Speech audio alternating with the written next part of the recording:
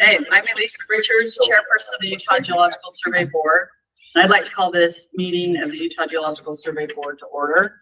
It is now 8:33 on August 9th, 2023. This meeting is being held both in person and virtually with Google Meet in compliance with the Utah's open meeting laws. This meeting is being recorded in its entirety. This recording is classified as a public record, and the following board members are in attendance: Elissa Richards, Dave Garbrecht, Rick Chestnut, Ken Fleck, Becky Hammond, Sam Quigley. The following board members are absent: Riley Brinkerhoff.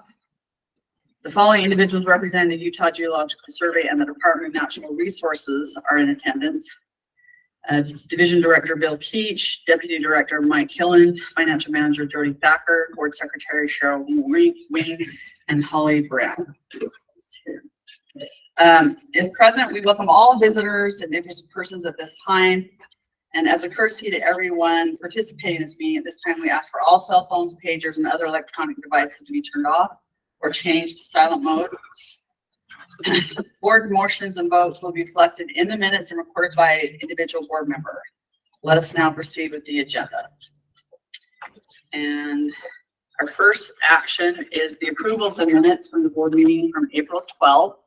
Could I have a motion to approve the minutes from April? I'll make a motion to approve the minutes. Second. I'll second. Okay. We have a formal vote. All of those in favor to approve the minutes of the UGS board meeting on April 12th, please raise your hand. Okay. The motion to approve the minutes of the UGS board meeting on April 12th, 2023 is approved. And the next item is formal approval of the project proposal since our last meeting. Have a motion to approve those projects. I'll move. Okay. I'll second. Okay. Thank you. Greg, please have a formal vote to approve the project proposal since the last meeting. All of those in favor, raise your hand. Okay. All those opposed. The motion is approved for the formal approval of the proposed project or the proposals of projects since our last meeting. And with that, I'm going to hand it over to Bill. Thank you. We're expecting our executive director of DNR, Joel Ferry. So I'm not sure when he's going to get here. But when he gets here, we'll just kind of stop wherever we are, if that's okay. For his permission, and we'll turn some time over to him. I thought he was going. He'll be here soon, I'm sure. He said he would be here. So we've been trying for a year. The last time he came a day early. Wandered over here and there was nobody here. So anyway, my bad. So we'll figure that out. In terms of personnel changes, we've had a lot go on in this last, just since what, April's our last meeting? And so I don't know of any retirements. Maybe some of you do, but I don't. If they are, they haven't shared that with me yet. We had a few resignations. Katie Cummings, who was our curator of the Core Center, she decided to go. She had some sort of family issues. Decided she needed to go back east to wherever home was. She had done a great job. Jeremiah, you saw Jeremiah at the last meeting. He had, I think it was near his last days here, but he had interned with Chevron a year ago, and they had gone in pursuit of Jeremiah, and he took that opportunity. He's still interacting. He's still working on a number of publications for us. I think he's leading a field trip for the UGA in October, if I remember right. And so he's still around to some extent. And Hector's wife got a great job, career or tenure position at the University of Arizona. So they went back home, Arizona. So we'll miss them all. They all did a great job. In terms of kind of some positions and promotions, and we didn't invite all of them in, but when Jackson Smith, we introduced him last time, he moved from the bookstore manager to be a geologist in the Geologic Information Outreach Group. And so Tori moved up as the bookstore manager there. That's cool. Light show. In groundwater and wetlands, a couple things we did. And I'm going to say this here. We talked a little bit in the past about House Bill 104 from a couple of years ago, which was a restructuring of how people get paid and supervised. They called it pay for performance, you know, may have heard that term. But to facilitate that new process, we asked some of our current staff to become supervisors.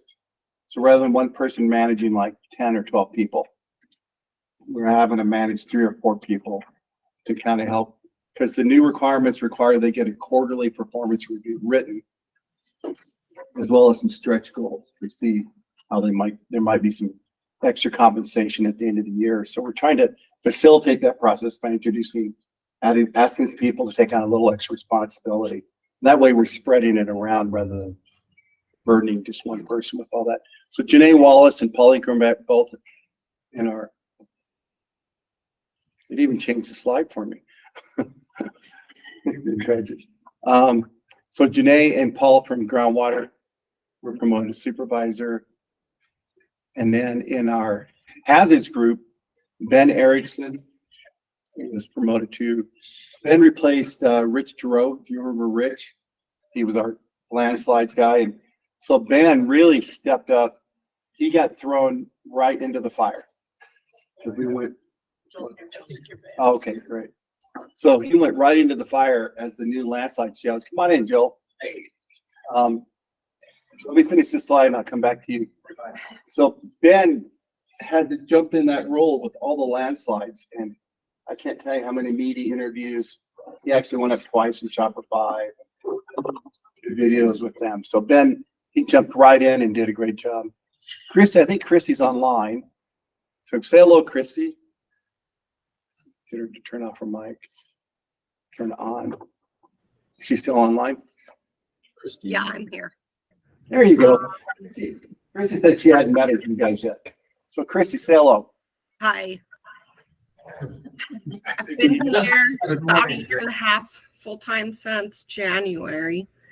I started as a geotech in hazards and just moved up to GIS analyst. Very good. I guess we're not going to get that picture up there. Okay. And then Stormy, is Stormy online? I know she's come to the meeting before. She's promoted from geotech to senior geotech, and then 2 more supervisors, Greg and Tyler. I think at that point, you want to take a moment here, Joel? Your schedule, I know, might be tight. Yeah. Thank you, Bill. Come on in. It is. Camera if you want. We have microphones up here. Okay. And is the camera here, or is this just for your notes? Camera there. You got plenty. Okay. I'll just stand here then. Yeah, good. Yeah, no, nothing like holding a board meeting on interim day. And that's okay. There's lots going on. So thank you. I appreciate giving me just a minute. I've been wanting to come to the board meeting for the last several meetings, and it's just been, scheduling has been tough. But I wanted to personally just thank you, board members, for the work you do. It really is so important to the people of Utah, to the well-being of Utah. A lot of the work you do is not necessarily visible until it is, right? And when it is, it's usually because there's like what we saw this spring, landslides, water issues, earthquakes that we go through, and other impacts. And ultimately, the work that you do helps us mitigate, helps us give direction, right, to what we do here at UGS and at DNR for the betterment of the people of Utah. So thank you for giving us that guidance. Thank you for the professionalism you bring to UGS and to the work that they do. I've been really impressed, and I can tell you the team at UGS is incredible. I've been really impressed with them. We have a lot of credibility. You look at this, it's been a few months now, but this last legislative session, some of the funding items that we were able to accomplish and some of the work that we're doing. I want to personally thank Bill for his big picture vision and his ability to not just say we're UGS and we're only going to do stuff that impacts UGS, but how, think about the partnerships that we've created working with water rights, working with OGM, right, oil gas mining, working with other agencies to accomplish bigger things. One of my here at DNR, we've gone through some structural changes. We've taken on some new groups, some new divisions. But at the same time, we also said internally, are we doing everything that we can to be all things natural resource? And this really is key and core to the function of what UGS does as well. And I like the mantra at my home. I tell my kids this, I've got 5 kids. I tell them this all the time, but we have a little thing above our door that says, I can do hard things. And so rather than just coast, rather than just say, oh, we're gonna get through, don't worry about it. I call it being a bureaucrat, right? Rather than just passing the buck, we do hard things. We take on the tough challenges. And I'm really excited about some of the initiatives that are coming forward. We've got big, we have the legislature put a big investment in aqueducts. We got new additional requests coming on that. Is your group managing in lieu fee program? They are. Yeah, that would be us. So that's I'm a big. I love wetlands. I think they're an incredible resource. They provide real value to the environment, to the ecology, and to the people. And we're losing them statewide. There's been some changes federally, and so I think we need to step up and take that on as a state. The work that you do to help us with one of the biggest concerns that we have right now is groundwater, and the work that you guys are doing on groundwater monitoring and the direction that we get to look at how are we managing aquifers. We're depleting across the state. We're seeing depletion of aquifers. We're seeing, what is a safe yield? How do we determine that? We don't know. Like, we don't have a lot of that information. We do know how. It takes a lot of time and money and research to get that. Your mapping programs that we got funded this last year too, on Great Salt Lake and Bear Lake and other sovereign bodies, right? The state is in charge of. So important. So there's a whole list of things that we are working towards and working on. I'm glad to see new positions and promotions. I think it's important that people have the ability to move up and have roles and responsibilities that people fill. But the scientific background, the industry background, and the professional background that you as board members, as a diverse board throughout the state bring is irreplaceable.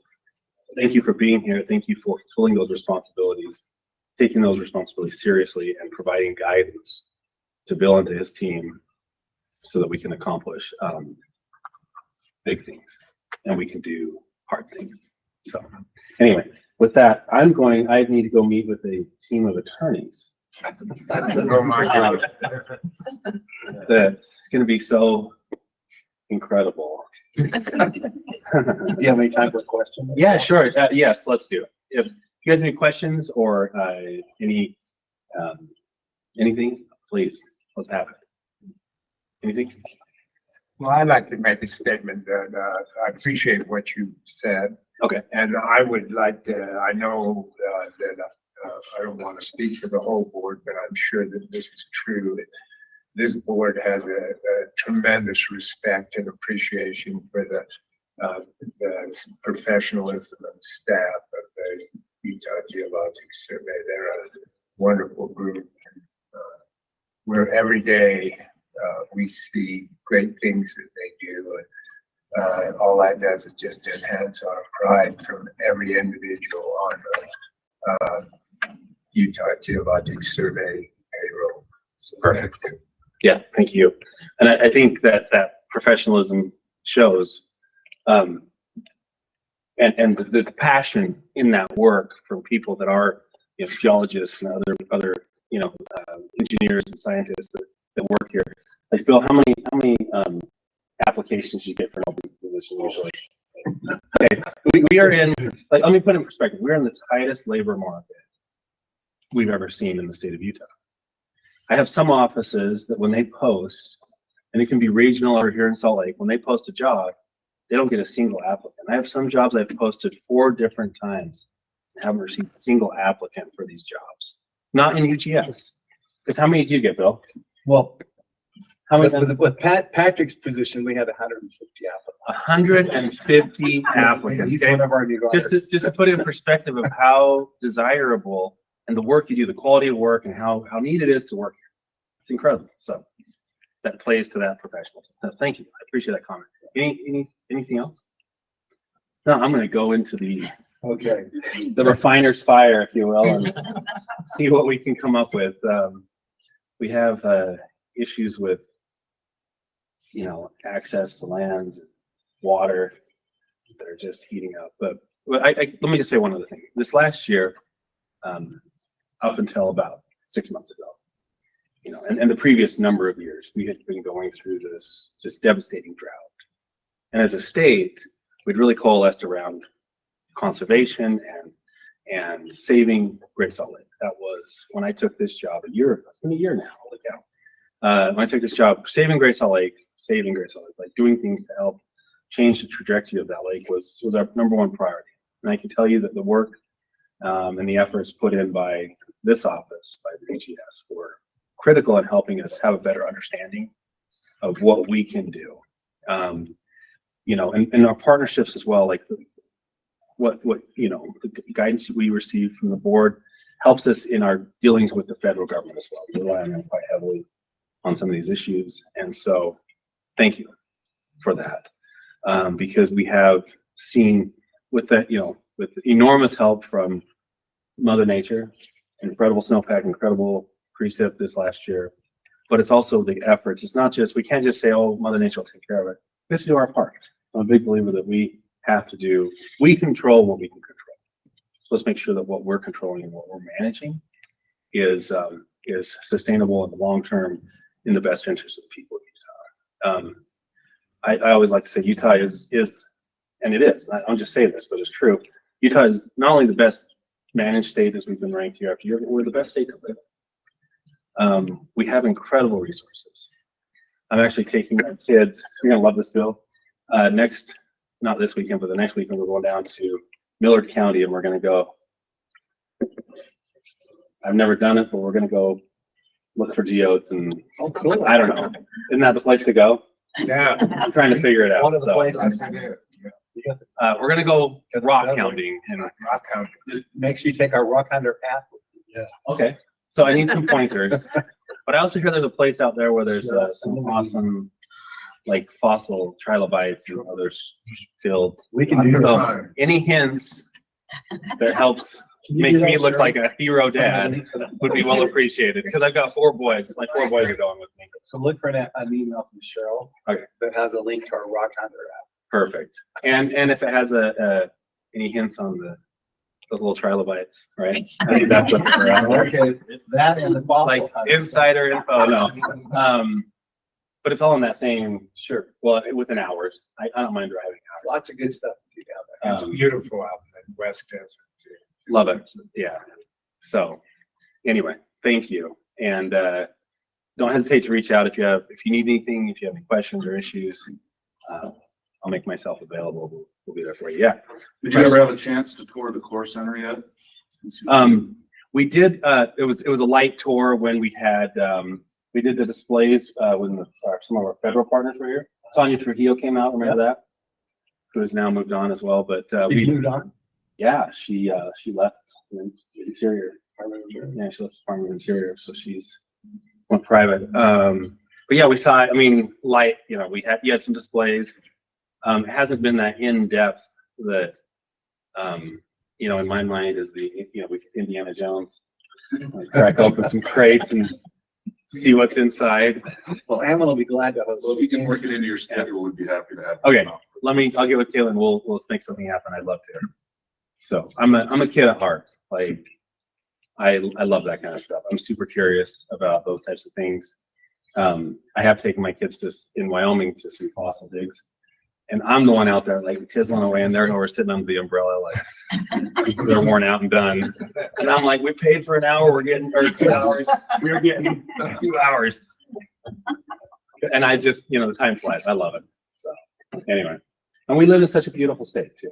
Like yesterday I drove from Bryce Canyon down through Johns Valley over into and into 89 down through the Severe River in that area. So right past your place. house. We're trying to find it. We couldn't find it, but we're gonna leave you a little note on the door. But we live in such an incredible state. The geology of our state, and the history, and the unique topography, and the natural resources, incredible natural resources that we have, is truly, we live in a playground, in a wonderland, and you can see it. You can see I believe you can see the work of a higher being in everything that we do, and this stuff doesn't just happen by accident. It's not just it doesn't just fall together. So it's incredible. Let's share it with our people. So, anyway, thank you. Thanks, My Joe. phone's blowing up. My phone. Attorneys are on the clock. Good luck. Okay, we're losing $10 a minute. Thanks, guys. Thanks, Joel. You figured it out. That's good. Okay, so we do have some introductions, I think, of people here. And thanks to Joel. Joel's, if you know his background, I think he's a farmer or a rancher of some sort. He has quite a big, extensive land up. Grew up in Corinne, lives in Brigham City, makes the commute every day down from Brigham City. He was on the news during the flooding. Was it his watermelon patch or? He was standing waist deep in his water. Here's pumpkins. Was it pumpkins? Yeah, pumpkins. Thank you, Holly. I couldn't remember. But he's standing out neat, waist deep in water. And where he usually grows a bunch of pumpkins. So he's pretty close to the land, and he's got a very tight emotions about taking care of it. So I can attest to that. Okay, so let's get back to our introductions. I don't know if I need to go back, or maybe we just let's just use what's on the screen there for a minute. We'll go through those people. So I'm going to because where I see him on the screen, Abby is one of our new employees. Can you say hello, Abby? Hey, I'm Abby. I started in June this year, just finished up at Brigham Young University, got my master's in geology, and now I'm a GIS analyst on the data management team. She interned for us earlier, I think as a volunteer, right? Mhm. She worked in hazards for one summer. So thank you, Abby. Let's see, Sophia. Microphone. That might help. Good morning. My name is Sophia. I started about a week ago. I'm a project geologist with the hazard mapping group. Yeah, excited to start. I was actually, oddly enough, here about 10 years ago, kind of volunteering for the UGS. I was reviewing geotechnical reports and pulling soil data from that for Adam McKean for his mapping for the Salt Lake City quads. And then I also helped with the UGS Quaternion Fold and Fault database as well. So. Yeah, and you went to the private sector, worked as a consultant, where we've hired her from, right? I did, yep. So prior to this, I was working for a company called GeoStrata for about 8 years. And so my primary duties were assessing geologic hazards for development purposes. Thank you, Sophia. And Stormy, have you been introduced to the board yet? Okay, I'll go check. Microphone. I see your picture right there. I don't think so. Okay. Hi, I'm Stormy. Go ahead. I'm Stormy. I also, like Sophia and Abby, started as like an intern, and I've been here for about a year now as a geotech. So.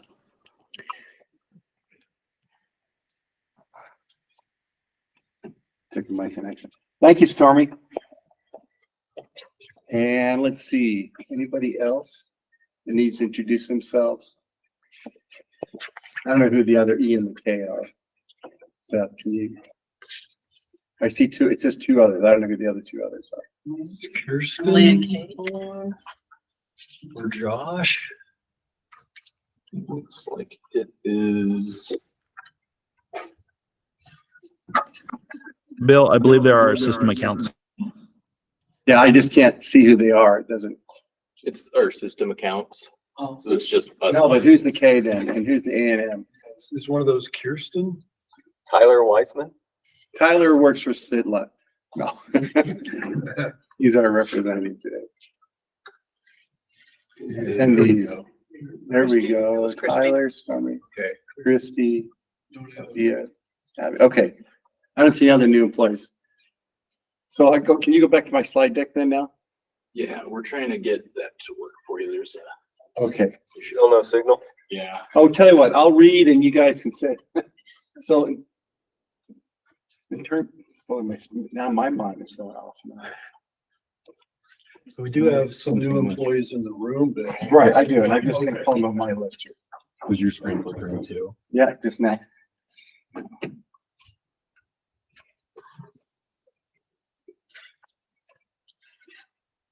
It's trying. Yeah, it was there for. It's just a bad cable, I think. Oh, yep. Do I need to hold it down?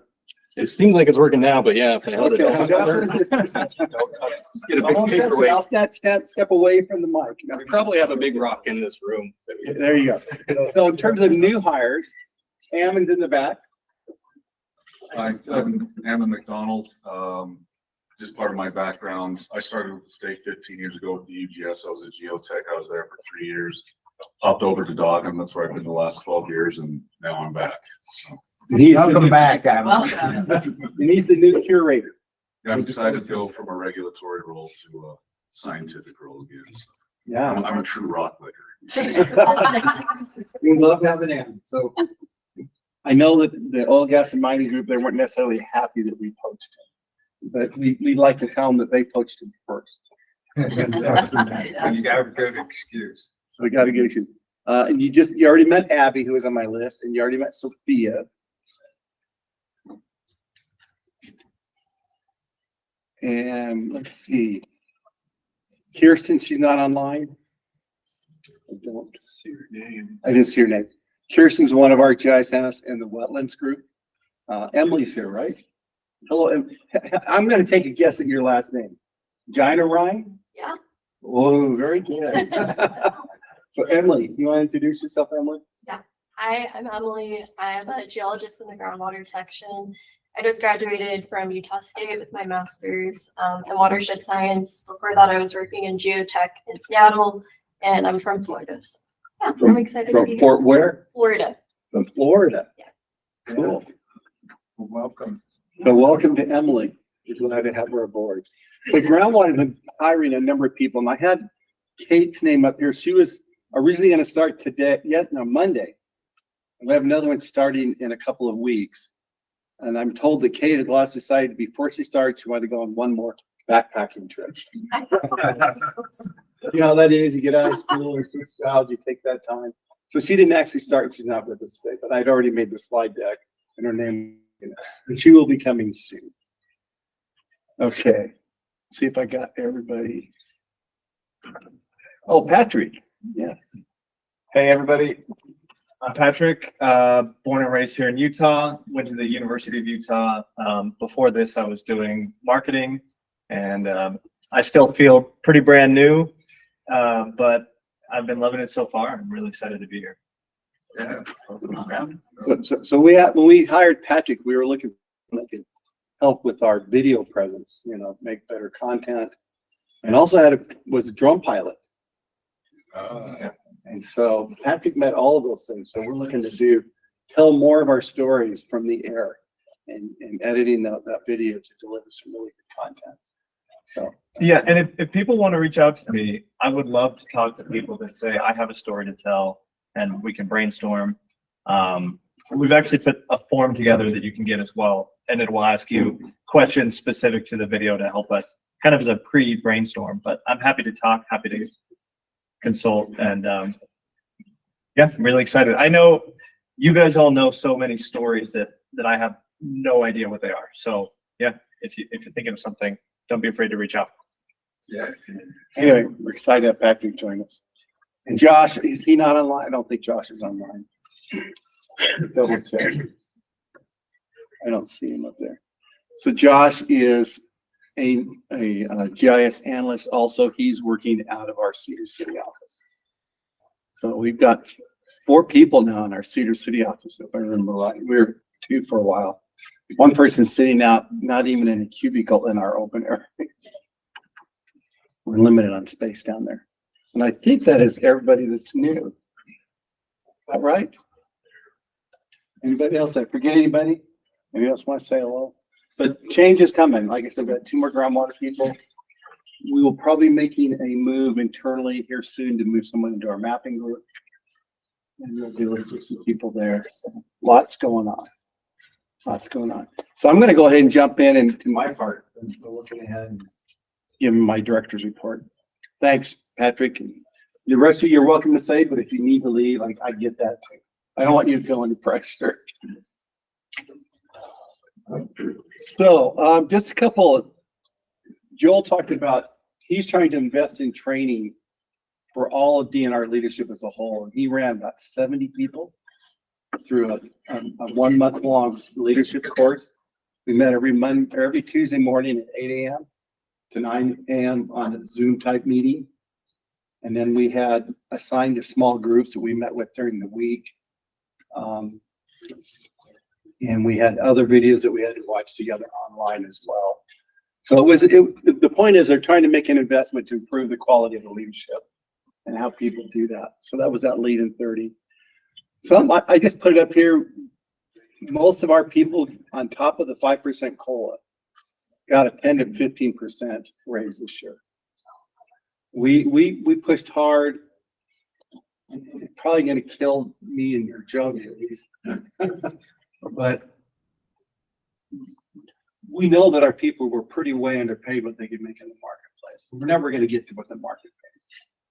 But we were like 30% behind, which is a long ways behind. So we made a push a year ago, and I went and gathered the data from the National Board of Labor Statistics and showed how far behind we were. And so the governor put in his budget proposal that all of our geology career track people, except for senior geologists who got a raise last year, got a 15% targeted raise this year. And I say much to our chagrin is that they only funded us from the general funds 55% of that raise. The rest we have to go pull out of our grants, which are locked in for a year. So it'll take us a year probably to catch up on those. Some of them maybe 2. But that's okay. It was worth it. Our people needed it. Some of our other positions got about a 10% as well. Mike and I were in June at the ASG meeting, which was good because we're promoting our involvement in hosting next year's meeting. I may have mentioned it. We'll talk about that a little bit more later. Oh, okay, that's an interesting. Okay, so I'm going to jump into the programs. Let's see. And I think Mike Vandenberg is online. So if I say anything wrong, Mike, feel free to jump in here. But there's a lot of projects that we're doing. There's a lot of interest in carbon sequestration. I listened when we hosted Sitla here yesterday, and a lot of the funding coming out of the Department of Energy has made a shift from the petroleum industry to things like carbon sequestration.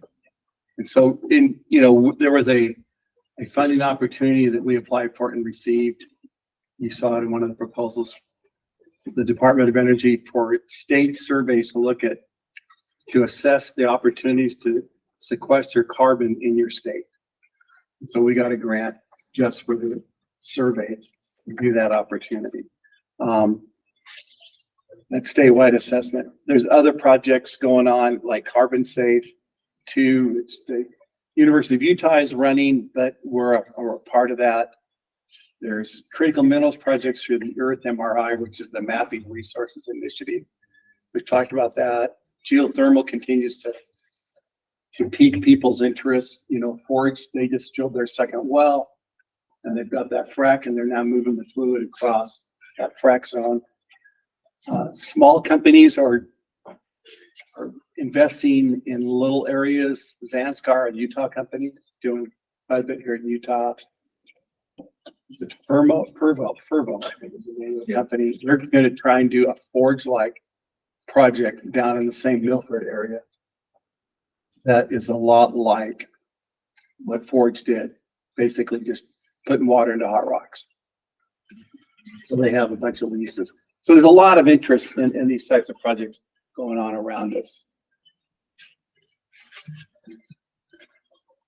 Okay, there we go. Mike will be talking to us later today about, mouse keeps dropping down, about bathymetric lidar. We talked a little bit about this. The state budgeted to us $1.8 million, which is a lot of money, to go and acquire bathymetric lidar for the entire Great Salt Lake and Bear Lake. And we did a pilot study to check the efficacy of would it work or not. We haven't seen the full data set yet, but Mike will talk about that project later this morning. I think he's our last speaker, if I remember right, on the agenda. So anyway, we'll come and see how that looks. But some of the preliminary data was like pretty good. Again, Earth MRI. This map's a good example of what's been done. So all of the light blue areas were areas where they went and got LiDAR this last year. We hope to see the data next year. We haven't seen it yet, but those are all areas that did not have LiDAR that have now been done. It's like the rest of the state now has them. All of the state now should have LiDAR, which is a pretty big accomplishment. The darker areas, they're trying to get airborne geophysical data, and they're in the process of flying the darker blue area first, or right now. And next year, they want to add that southwest part of the state. So they're going to get it's magnetic data and radiometric data. Yeah. So the magnetic data looking for iron related deposits, and then the radiometric data will help tell us where radioactive type minerals are relatively near the surface. So we've been working with the tribes to get some permissions on some of their tribal lands.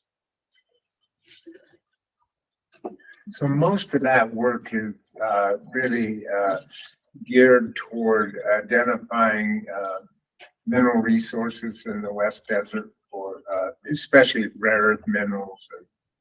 Yeah, but for other things too, like the magnetic data will be more towards the iron type. Yeah. Yeah. But both, yeah, all of the above.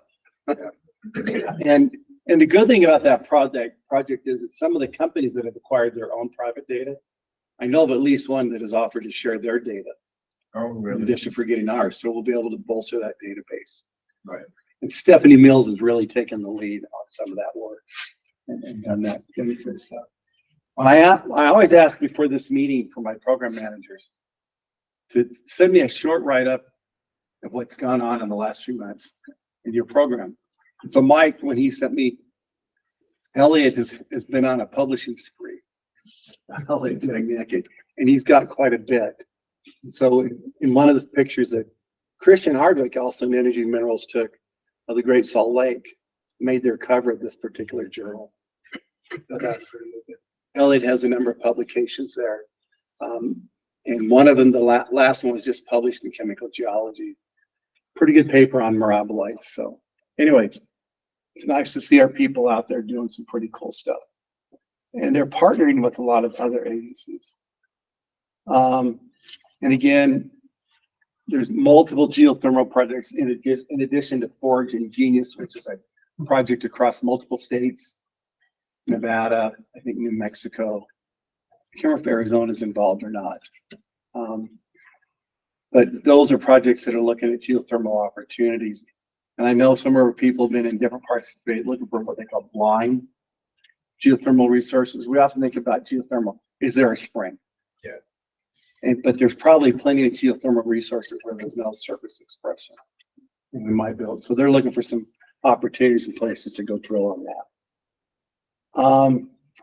We were in the news everywhere on landslides, and you probably saw that. I got called in both in May and in June to testify in front of interim committees on on landslides. And so in May, I gave this slide. And I said we'd had 20 emergency responses, 400 staff hours, about 100 that we know about. And when I went back in June, it had updated to 25 responses, 500 staff hours, about 209 that we'd actually had calls, been out to, about 1,500 photo uploaded and more drone videos, 2 homes of collapse, and we've had a bunch of our staff out working on Landslide. It was a big deal. So we're gonna hear from Ben Erickson also today. We figured it was timely. It was interesting in the June session, we got invited to come talk to the Appropriations Committee, and I was able, they asked me to come talk about it so I can go talk to them and lobby. But we had asked for the last 2 years for additional landslide mapping resources. Because again, as Jill said, we kind of try to look at that big picture, trying to look ahead. And we saw that as people move into these urban areas move into more dangerous areas, we are going to need better information. And so we had made requests, and it made it. Some of them made it through the governor's office, and they made it through the Natural Resources Appropriations Committee, but they did not make it through the Executive Appropriations Committee. It always got cut at the last minute, the landslide stuff. And so one of the chair of the Appropriations Committee said to me in the meeting, he goes, "Director, I suspect if you ask this year, you just might get it." So we're asking again this year, and I'll talk about that a little bit later in our building block request. But it really got people's attention. That's all it takes.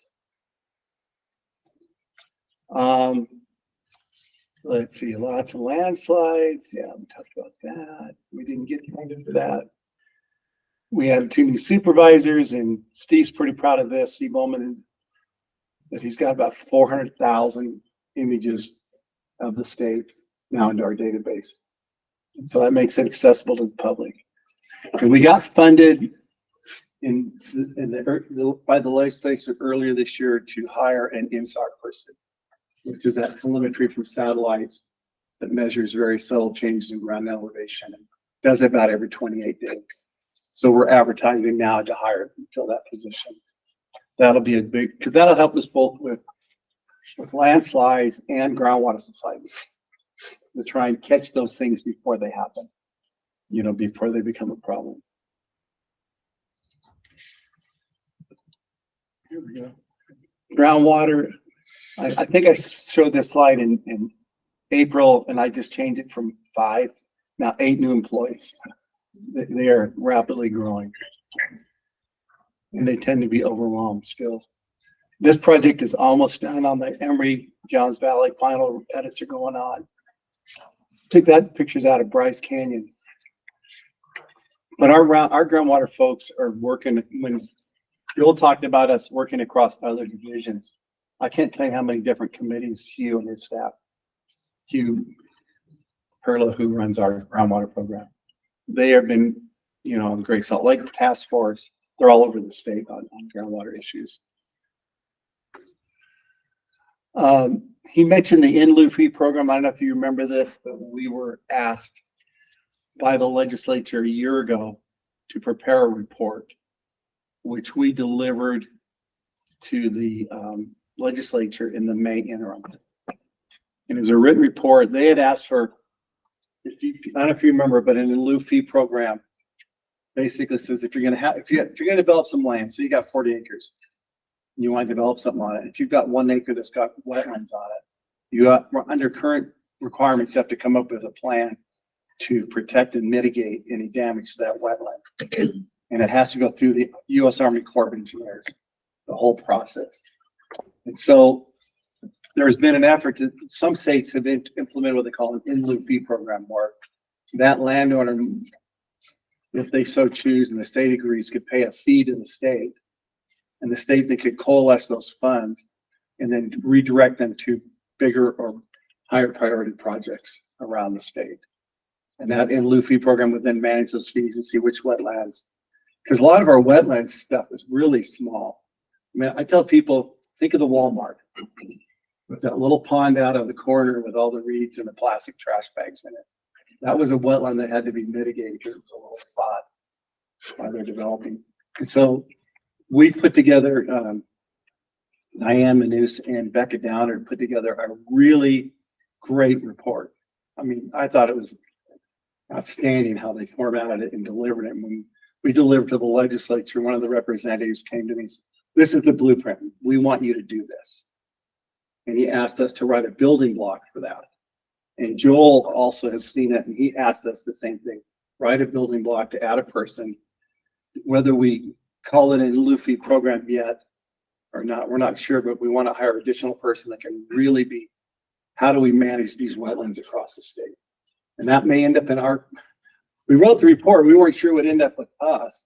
We didn't really care, but it would need to end up somewhere. But we probably have two of the best wetland specialists in the state, you know, between Rebecca and Diane. They are really outstanding, and this report really outlines step by step. If you're going to do this program, here's what's going to cost to start it up. Here's what's going to cost to maintain it. And here's the type of activities you'd expect them to do. Now, this got thrown into array a little bit. I don't know how many of you follow the Supreme Court, but there's a Supreme Court ruling out of Idaho where the state had challenged the EPA and the Army Corps of Engineers' reach on wetlands under the Clean Water Act, and said, the state had said, look, you can't control every small wetland. You only should be able to control the ones that are connected to rivers or waterways. I'm paraphrasing here a little bit, but and the Supreme Court ruled up in the favor of Idaho, the state of Idaho on that one. And so may affect a little bit what an in-Luffy program looks like here. So we've called our building block a coordinator rather than an in-Luffy program yet. We'll see what the legislature, but they've asked us to move forward to pursue that. Any questions on that? Okay.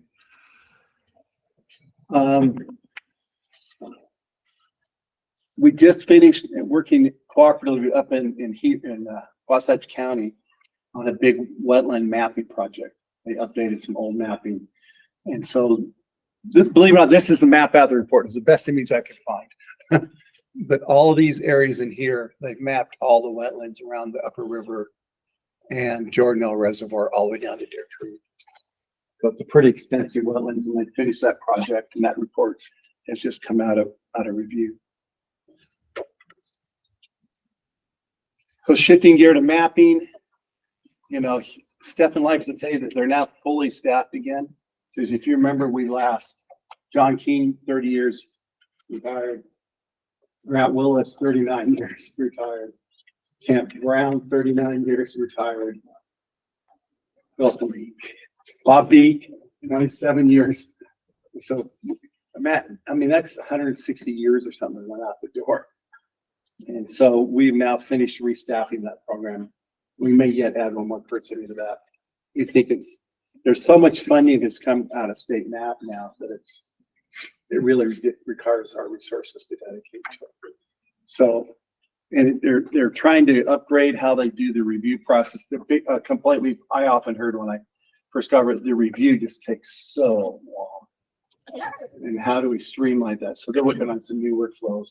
The good thing is that a lot of the young people we've hired, you know, one of the people you met him last time, Lauren, came out of PhD out of University of Arizona. They know the technology. They're skilled in the GIS technology, which some of our older mappers may not have been as skilled in. You know, Matthew Morris, same thing. You know, they have these skill sets, and the younger folks have them.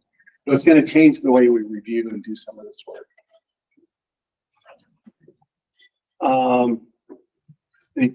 Come on. So again, I asked Stephen, he gave me a whole list of things that we're working on. And so for our new funding project, which is the biggest ever we've gotten out of state map, there's a number of 7.5-minute quads, 4 of them along the Wasatch Front and the Wasatch Back, another one down there, Blanding. They're updating the 30 by 60 for Panguitch. The Utah State Geological map that Lehigh Hensey put out however many years ago, they're taking comments on it. One of the things that the USGS wants us to work hard on is making sure that we have agreement across state boundaries. Many of you have ever worked across the state boundaries, like a state master, they have different things. So they're revisiting the state map. And the last I saw, they had like 4,000 comments they have gathered on just corrections and changes they want to make to that state map. That's a lot of comments to address. So that's one of the big projects they're taking on this year. And starting to work on cross sections in 3D and inventorying more of our geoheritage. There's a lot going on in state map. They also hosted, the paleontology folks hosted did anybody hear about this? The Mesozoic Terrestrial Ecosystems Conference. That's a big mouthful. That's the name of their group. But I thought this picture showed this better than anything I could do. How many people came? We were here. Wasn't the board meeting at the same time? No, this was in June. Oh, it was in June. Oh. No, I remember seeing people from that group, so I don't know where I was, but. Well, maybe you were. Oh, you came to see me. Oh, that's We had that right. meeting That's before the right. picnic. Yeah, and it was Yeah. that day. They were here right during our picnic. Yeah. And I went out and joined them. They had a field trip that was 4 days long. That's a long field trip. And I joined them just the first day when we went out through the swell. And I saw, and I've been on the swell a lot, and I went to places I'd never been. So it was pretty cool the things they got to go see and go do. But I thought, I could put up the words 200 attendees, but that picture shows it way better than a couple of words. So What is their, this group, what is their, what's their basis? What's their, sorry, I can't think of the word here. Mission. Yeah, What's what the main is, focus? yeah, main focus, yeah, that'd be it. What is, Mesozoic paleontology. not Cretaceous stuff, but Mason stuff from the Mesozoic. oh, Mesozoic, Yeah. Yeah, that's it. wow. Paleo, geography. I see in the front row in the yellow shirt, I believe that's Ken Carpenter. He was the museum director in Price for many years. Who is that? Ken Carpenter, he was the director of the Denver Natural History Museum and then moved to Price to be director of the Oh, Prehistoric okay. Museum. He must have come in after I left. Yeah. Yeah. And I think that a lot of these people, they had a t-shirt they gave away, and that's the t-shirt they all gave out. Interesting. Now you look across there, and what really made this go was not just the paleo people. I mean, Martha Haiti did a great job, who works in paleo for us to run this. But a lot of our staff were you involved in this, Seth? Yeah. Yeah. And we took over all the rooms over in 150 where we used to have, they even cleared out all the gear they'd hidden in one of the rooms. We held it right on our campus here, this meeting here. And Jay was involved. Yeah, well, he's right. Aren't you right here? Yeah, there's Jay. There's Jackie, Stefan, there's Ben. Those are all people. I mean, we went across almost all our, made across several of our programs and Drew and staff to make this go. And they recorded it and ran it live so the people could log in from, they weren't able to attend in person. Well, they did a great job, and we got nothing but kudos.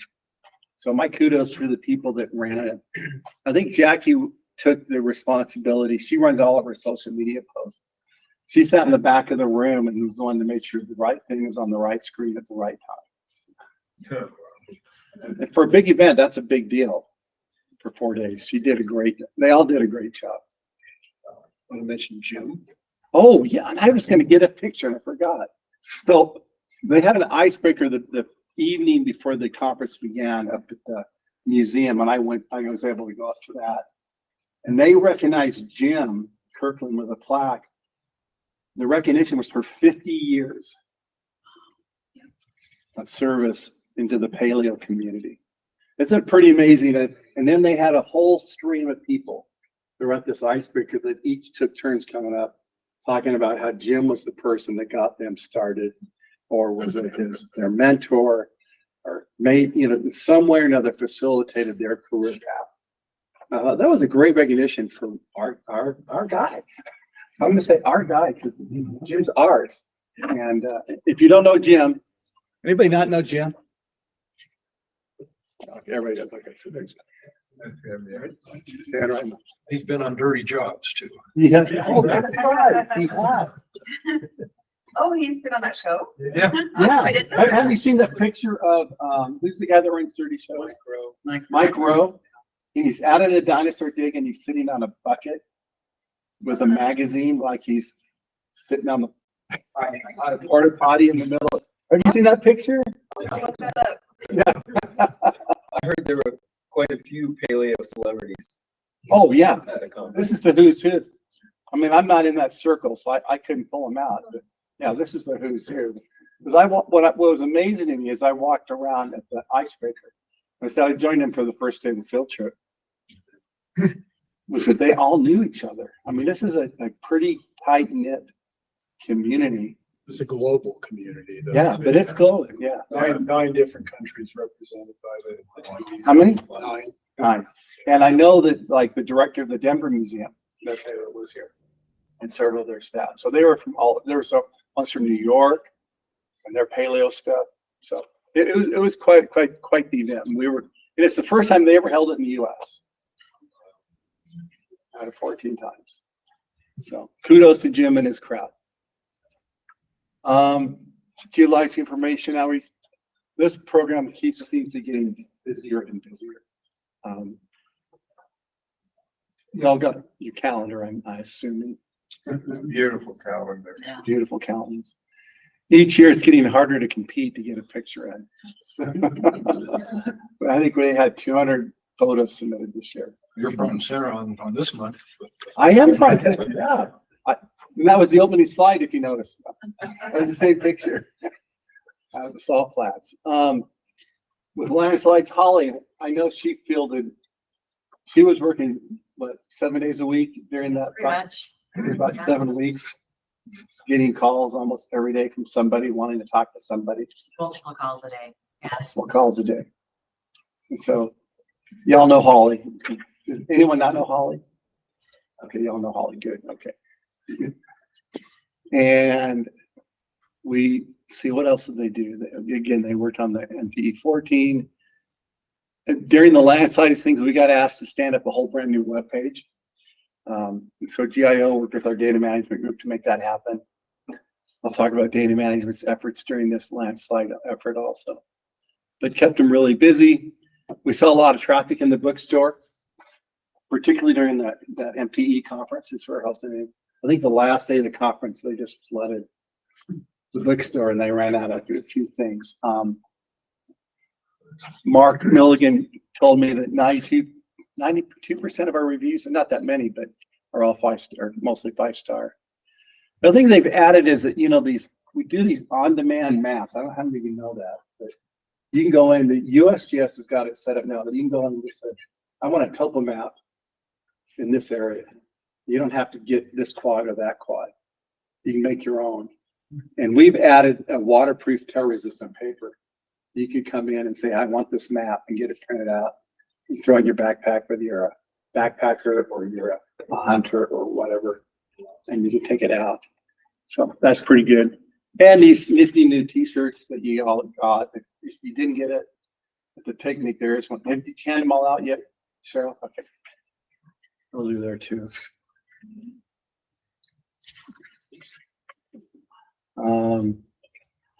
During the landslides, Jessica Castleton worked with, they worked with Jessica, who was also working with the Division of Emergency Management on shallow groundwater. I know Jessica did some interviews. An outtake of that was a new non-technical booklet that people can look at. I had a call from a homeowner. Did I tell you this? I don't think this happened. This happened, I think, in May. He had 5 sump pumps running out of his basement. 4 of them were the smaller ones. One of them was a gas-powered 3-inch line. He was pumping I think he said 11,000 gallons of water an hour. Wow. Out of his basement. Wow. And I think part of it was he was pumping it out. It's coming right back in. Coming back in. It wasn't that far from a creek, and then where he was pumping it, I think we realized he's probably pumping a lot of it back in. But groundwater flooding was a big deal. Jeremiah, we talked about him briefly, but several booklets that he's putting out. You still have, it's not quite done, but he's, like I said, he's still editing this booklet on the Bonneville Salt Flats. Speed Week is this week. I'm thinking of maybe heading out there tomorrow. I'm so impressed with the work Jeremiah did. We talked about it at the last meeting where he gave a summary how it really changed that perception of what's going on out there. We're also working with the STEM Action Center to update all of our teaching kits to make sure that we're in line with what they're teaching and that our kids better match the curricula. And, you know, so that's a cooperative effort as well. Data management. We uploaded, I think, 25 new sites or links to every landslide we went out and visited. Like that, there's 1,500 plus pictures and videos out there. And you could go in, and if you want to know about the Fruit Heights landslide, you go click on it and you see all the imagery that's been gathered and everything we know about that. But data management had to stand that up and get it going at the last minute. Also, I think it's on another slide, but they worked with the Division of Emergency Management to update some of their web pages as well. Jay's on the data management, so if I say anything that's out of line, feel free to throw in there. All that work is Jackie and Mackenzie. All of it is? Okay. I can't take any credit. You can't, but you can make sure I I'll correct. acknowledge the right correct. And feel free to do that. We also got funding to do a new dashboard about groundwater. We're not quite sure what that's gonna look like yet. But Emily is one of the people. Is it Emily that's gonna work on that? I think that's right. She's helping us design that. So you'll see that coming. I hadn't heard. You hadn't heard about that one? Okay, that'll be coming. This examples of the landslides you can go look at, go find pictures. So there's two versions of this. You know, if community planning and zoning starting to pay more attention to geologic hazards, I mean, this is the #1 subject in this board almost all the time. I'd like to think so. You know, I don't know if you saw any of the interviews with the guys from Draper. They feel at times that their hands are a little tied. Because they have some pretty good code. And some of the cities have good code that the UGS has recommended. Steve Bowman's put together a whole booklet that cities can use as a guide for setting up their regulations and whatnot.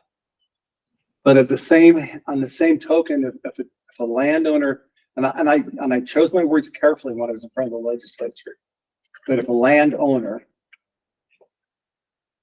can produce an engineering plan that says we can mitigate this perceived geologic hazard, they're pretty much held to give that to them, because otherwise then they may be in a position that they'd have to compensate that landowner for not getting full beneficial use. So I think that Draper's a prime example of that, because the engineer designed this retaining wall that supposedly was to mitigate the risk.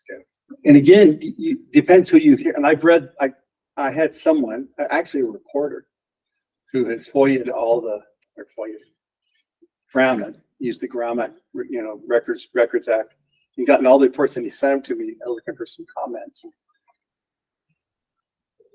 And can I share your story, Jay? Yeah. You know what story I'm going to talk? So Jay's building a new home, right? Where's your home? Summit Park. And he hired a geotechnical engineer to assess his site and to make sure he was doing everything right.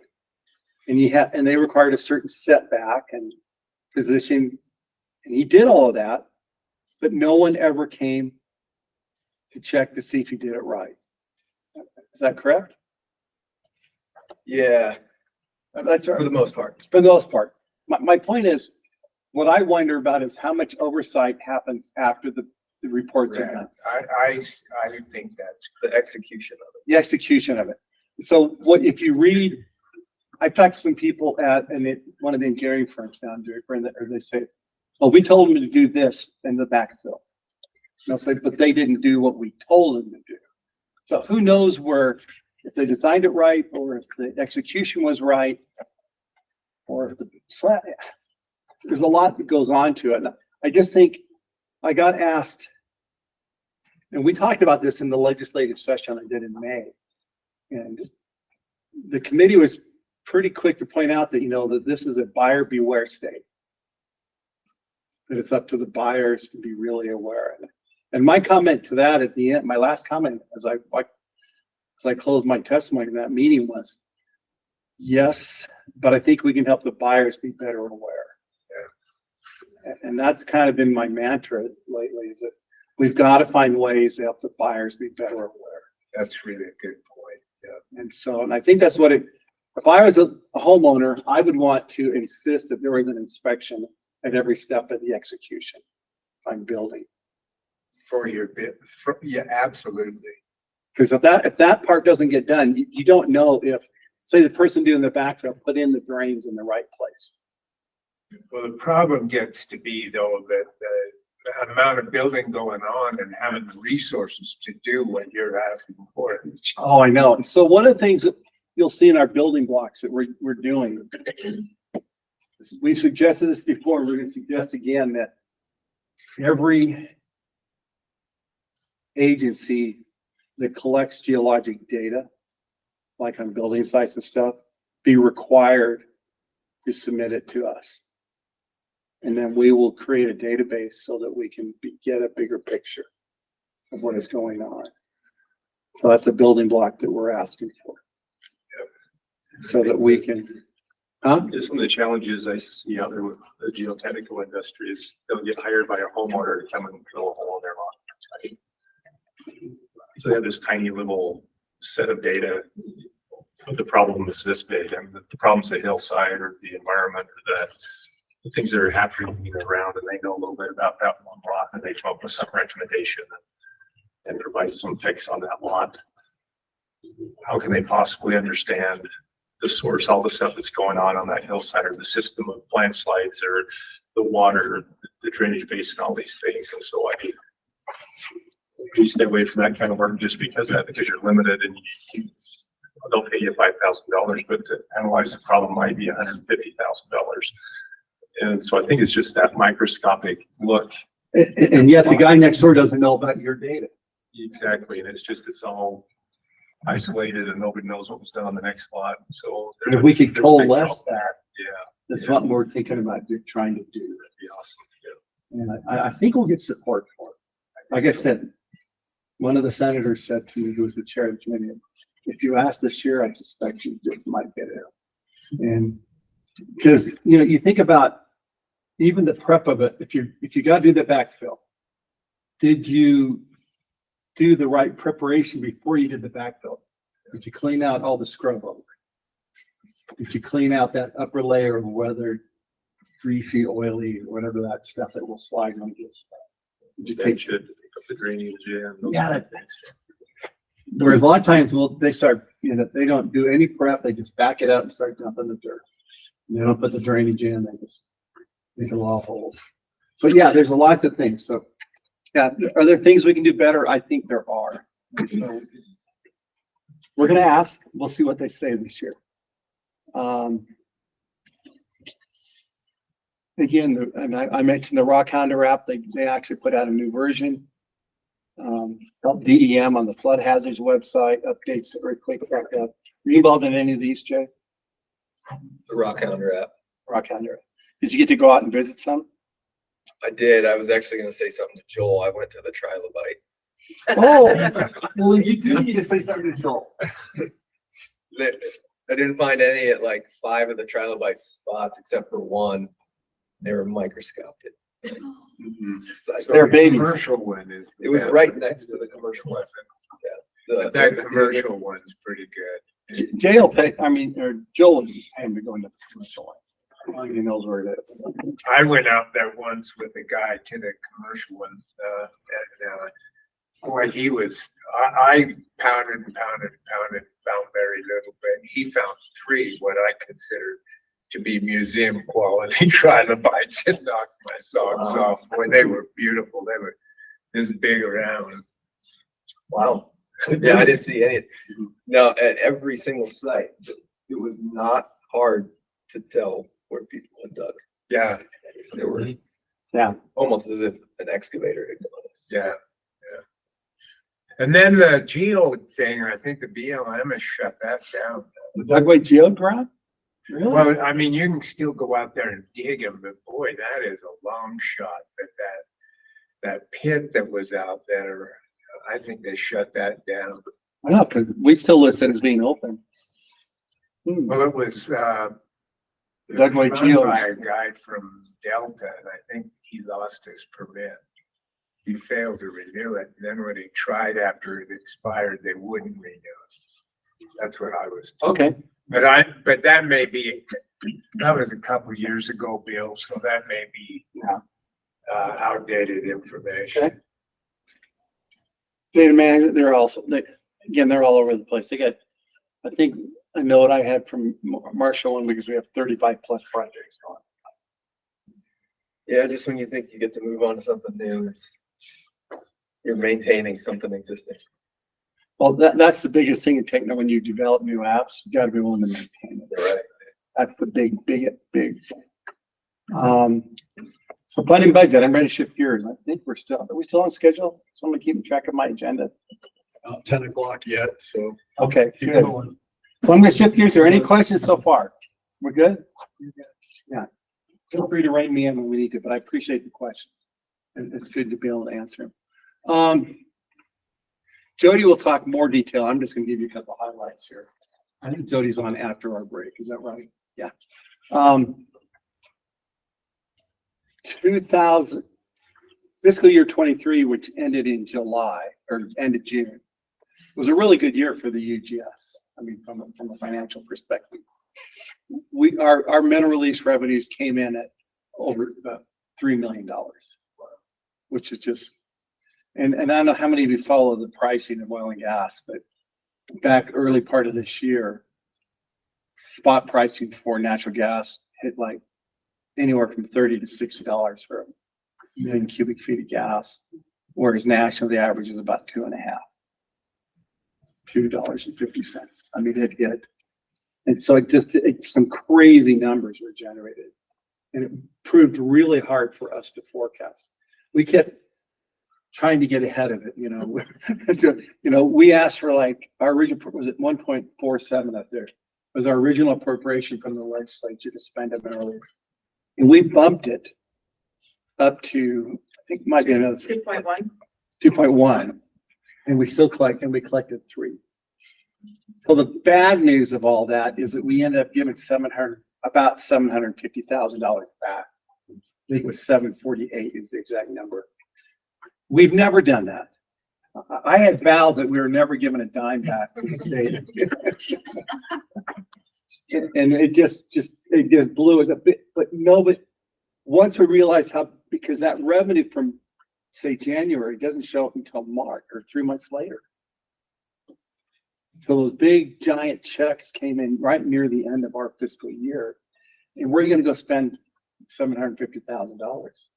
I guess I could buy everybody a gold watch and get everyone a car. I don't know. But that would be really frowned on. And I would get audited and I'd get fired. We weren't going to do that either. So anyway, my point is that mineral lease continues to be just a crapshoot in terms of as a funding source for us. And now that things are back down to normal, our forecast is that it'll be about 1.6 million, which is about 600,000 less than what we're appropriated. I mean, could get abnormal again. Yes, it could. I don't know. It's a moving target. It is, and it's just driving me nuts. You know, how do I find a stable funding mechanism for this survey?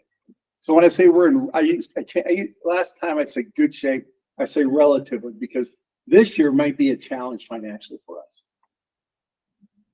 I give that much back, and now I might need it all and more to make it through this fiscal year.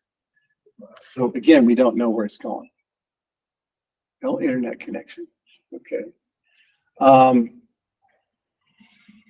So this is where I'm going to make sure I'm in the right plot. So from here, I'm going to jump into building blocks.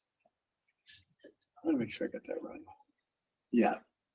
So as a building block for this next fiscal year, I am going to ask that they give me all that money back. So You can always. I can always ask. And our first meeting with the governor's office is next Wednesday. And believe it or not, we're actually looking at building. I mean, Jodi's showed us yesterday this diagram, or Monday. Yeah, Monday, right?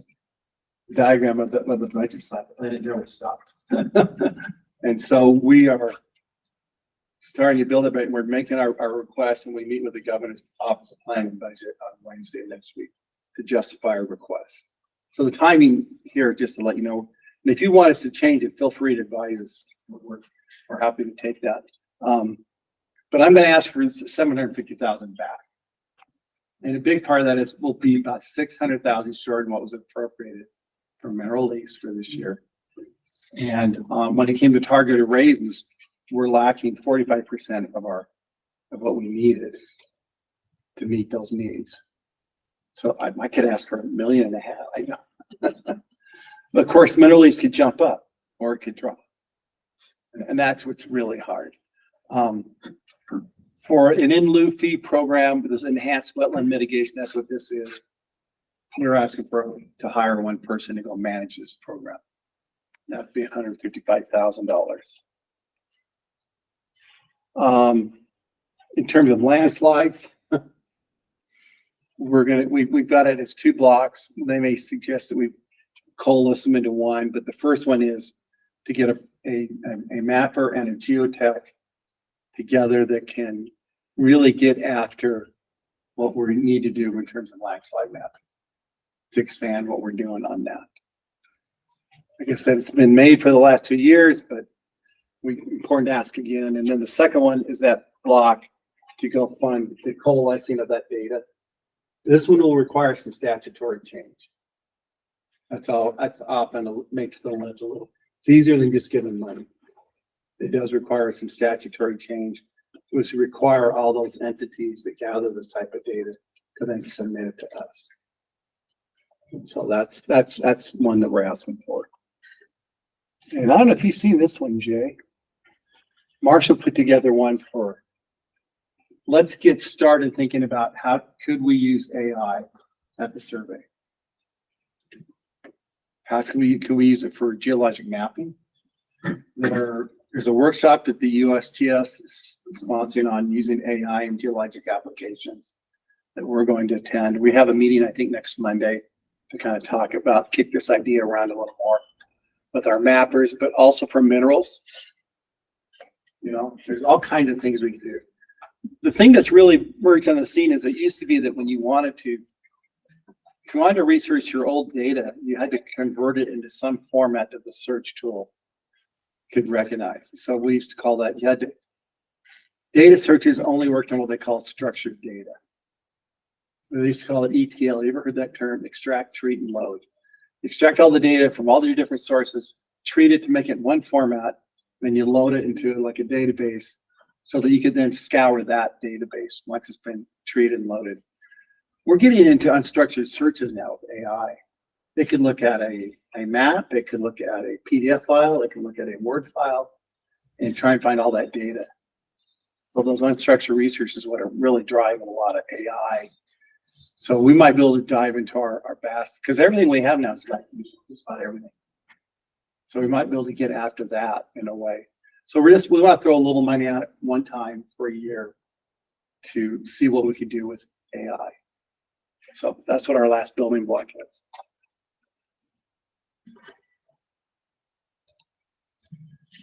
So I just had 2 items for discussion that I wanted to put up here. I would like, and I love your input here. So this is just an idea, and then I'm going to open it up for thoughts. But mineral lease always comes to us every year as an appropriation. And I would like to entertain the option. Again, this would require statutory change. But Any year that mineral lease funds are directed towards this, they go into what they call a restricted account. And a restricted account allows the money to not lapse. I still need to ask for an appropriation from the legislature for my restricted account. So like sovereign lands, they have a restricted account and the money accumulates in there, and then they ask for an appropriation every year out of it. That way we wouldn't lose. But I think it's probably worth considering. Any thoughts? Good, bad? I would do it. If you do it. If you can do it, do it. No disagreement. Okay, again, you're my board. I know I have your backing. I'm gonna go chase this. Let's see what we can do. And they know the history of the volatility, so they'll understand the reason why. And you still have to get appropriated out of it anyway. Yeah. And there's good arguments for it because demands on the survey fluctuates too with wet years and hazards and various things like that. Constantly being imposed on the survey, and without a count like that, you have no way of taking care of them. You don't. Yeah, it's just driving me nuts. Yeah, I can imagine. So. Well, and they allow us to actually, if we collect more or earn more in mineral lease than what was appropriated for the year, we could use all of that, if we know and we have the budget or, the plan for it. But so it's not like we would have to give it back. We would be able to keep it if we were able to use it. Yeah, but so it's not like they want you to use it. The timing was really timing. terrible. Time was terrible. Yeah, That's so it's terrible. not like they're giving up. The whole point is Yeah. to allow you to have a reserve. Yeah, but so I guess what my point is that they're not going to be giving up losing that money. Right. Oh, because I see your They were point. going to allow us to use it anyways. Right. Now we're just going to be able to still keep it into an account and use it when we actually. I mean, every individual here has an emergency account. Because, until last year, we had never had a restricted account at the UGS. Yeah. We were really at the whims of the budget every single year. And there was no safety account. So last year we started that severance account, and we'll talk about that a little later. And we ended up with like $14,000 in it, which is not like a rainy day. And so we don't know what it's going to be this year because we haven't seen the final installment yet. I agree with Sam. I think the non-predictability of geologic occurrences is your big argument, I mean, this year is with, how this valley here, I think probably had 3 50-year rainstorms. Not only, and then what about all over the state? Delta had one that went over, Millard County had a rainstorm a year ago. It was a 150-year event or more. Yeah, and we're seeing more of those. Yeah. and the amount of population increase and development, that's always going up. That's correct, yeah. It seems like it's all. So you have not to, be all- because of population growth in the state, you have the requirement to be ahead of the game is more and more eminent. And that's what we're trying to do is think ahead. That's exposed every year. Yeah. These kinds So anyway, we're gonna ask for it. You're okay then if I ask? Yes. Change that. Okay, appreciate that. Do you want that in the form of a motion to formally do that? Does that help you in any way, shape, or form? Because I'm certainly going to make a motion that the board support that effort in every way, shape, or form we can. I hadn't thought about that, but I don't see that it would hurt. It would probably need to be, someone would need to write the motion. Yeah. And that's so that we could send it as like an email or something. Yeah. But yeah, I'd be happy for you to entertain the motion. I'll make the motion. That the board would support the survey's effort. Okay. And then we can formalize the way that motion's written. Okay. Yeah, I think that'd be good. I think it'd help. I could take that to our meeting next Wednesday with the governor's office. Yeah, okay. Yeah, appreciate that. You wanna get a second? Yeah, do you want us to write it out right now and do We it? don't have to write it out right In now. the minutes. So it doesn't have to be. Okay, I mean, yeah, let's go ahead. What I think it'd be good is to have like a little note, the board discuss this topic and we support this effort Yeah. to do this, sign the board or something. And then we can carry that with us. So I'll have a motion right now that will do that, that will create a written statement. And we'll provide that. Do I have a second? I'll make that motion. You'll make that motion, you'll second that. Okay, well, we approve and support the creation of a mineral lease restricted account. And we'll have a statement so that you can take that to your next meeting. We recognize the importance. Yeah, of it. it's critical. Okay, thank you. What other, let's see. Mike, you've made a handout on this? Or briefly? Yeah, if you want to introduce what the. Yeah, so we've, several of our new, since we've hired so many new staff.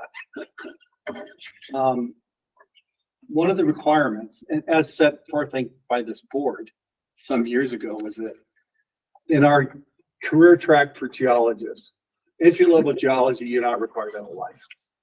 But to move up to professional, or not professional, but project geologist, senior geologist, you have to have a professional geologist license, which requires 2 exams. One is the, you know about this, I'm sure. One is the fundamentals of geology exam. The other is the practice of geology exam. And it's administered by a group known as ASBOG, Association of State Boards of Geology. I think that's what it is. And I've been to the annual meeting and we review these exams. So a lot of our younger staff have said, hey, the cost for this have kind of gotten out of hand because it goes up every year. It's to the point now, I think that the $275 just to take the fundamentals of geology, and I think it's $325 to take the practice of geology exam. So they sent us a letter, meaning us, to Jodi, myself, Mike. You got it, Jodi, right? Yeah. Asking us first to consider covering some or all of that cost out of our state funds. I told them we've discussed it. We have some ideas and I'm happy to share those, but we thought we'd at least ask our board, how they felt, or should, we just leave that cost on the geologists themselves to bear. It's a question to you guys. And that would or wouldn't include annual renewal. we pay the renewals. Oh, okay. We already do that, Yeah, it's a 2-year renewal. which is pretty cheap in Utah. What I is think it? it was 168. Yeah. Yeah, that's a deal. In Texas, it cost me $260 every year. Wow. Yeah, I think it's interesting that PG license is more than the PE license to renew each year. Yeah. I'm not sure why they're not all the same. They're a professional license. Yeah, that's a whole nother topic, but at the board, we've talked about that. Because technically in the state license, I'm now the chair of that committee. We realize that we have a lot of funds in our account. And someone from the government said, maybe your fees too high. We're accumulating a little too much money. But the engineering board has so many more engineers in it. That makes sense. Because the amount of funds they have available to them is way higher than we have on our board. Yeah, that makes sense. So can I ask you a question? So how many professional geologists do you have in your firm?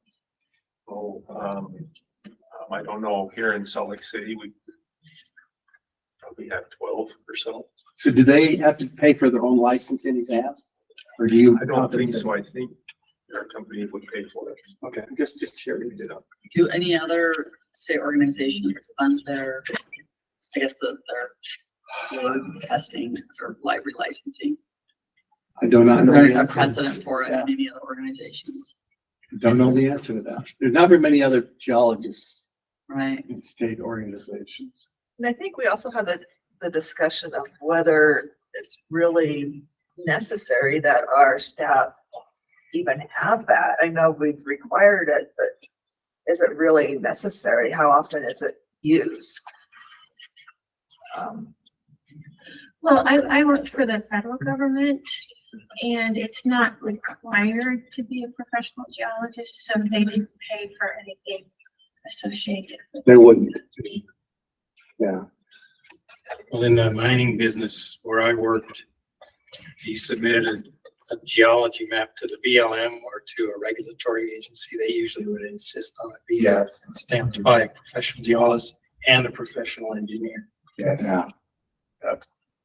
So sometimes the regulatory agents require that. And I don't know. I know I've never had to put a stamp on anything we've done out here. There's probably been a few. You've done it, Mike, you said a couple of times. Yeah, but mainly to endorse somebody else. Yeah, on an application for their licensure. Yeah. Years ago, when we used to review consultants' reports, I think it had use then. Yes. And we stopped doing that. We don't review consultant reports anymore. So that reason for a state employed geologist having the staff has changed. The first page, front and back of that handout, is just for your reference, there is a board policy on professional and occupational licensure at UGS. So it's the third heading on that first page. And on the back is related to that, not a board policy, but the UGS agency policy on it, which includes the board policy. Although if you look at them close, you'll see that the language has kind of changed a little bit over the years. Anyway, I just wanted you to be familiar with what the board policy is, what the UGS policy is, and maybe think about, one, the reimbursement of fees issue, and two, maybe the current need or not for the UGS geologists to be licensed. It sounds like there's really no need to be licensed, except maybe in rare circumstances. Wait, comment. Yeah, I'm the AEG chair of the state of Utah.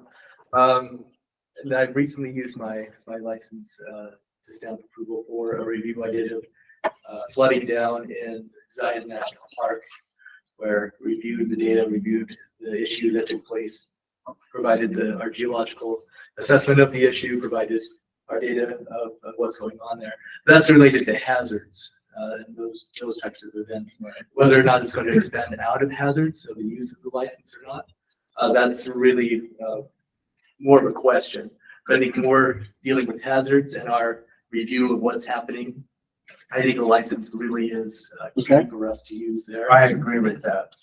But as far as expanding out beyond that, that's, I think, where we can start to question the use of the license. Most of our people in hazards at some time or another will probably. Okay. This policy was effective back in 2015. Is there any idea what a license costs back in 2015? I mean, says a reimbursement up to $100. I'm just wondering if it's gone up since 2015. I'm sure it has.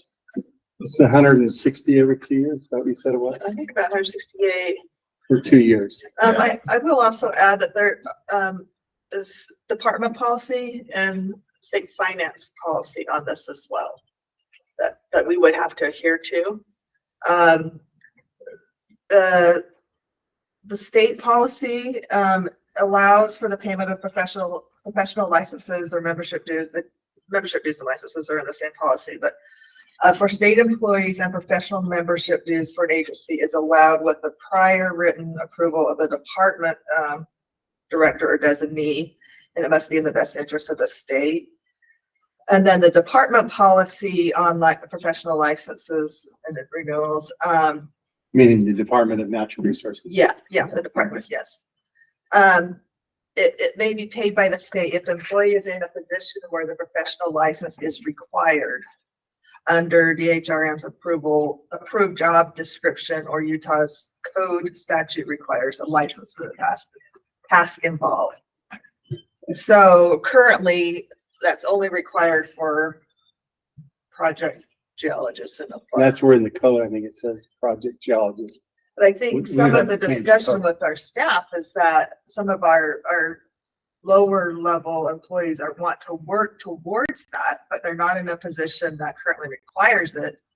Yeah, they're having to, expand that cost prior to being in a position that requires it. And as we stated in our job announcements for project geologists above, that you have 1 year to obtain that. For And so project then- geologists. Yeah, and then it comes into question, okay, well then if I'm hired into that, I don't have it yet, will you pay for it then?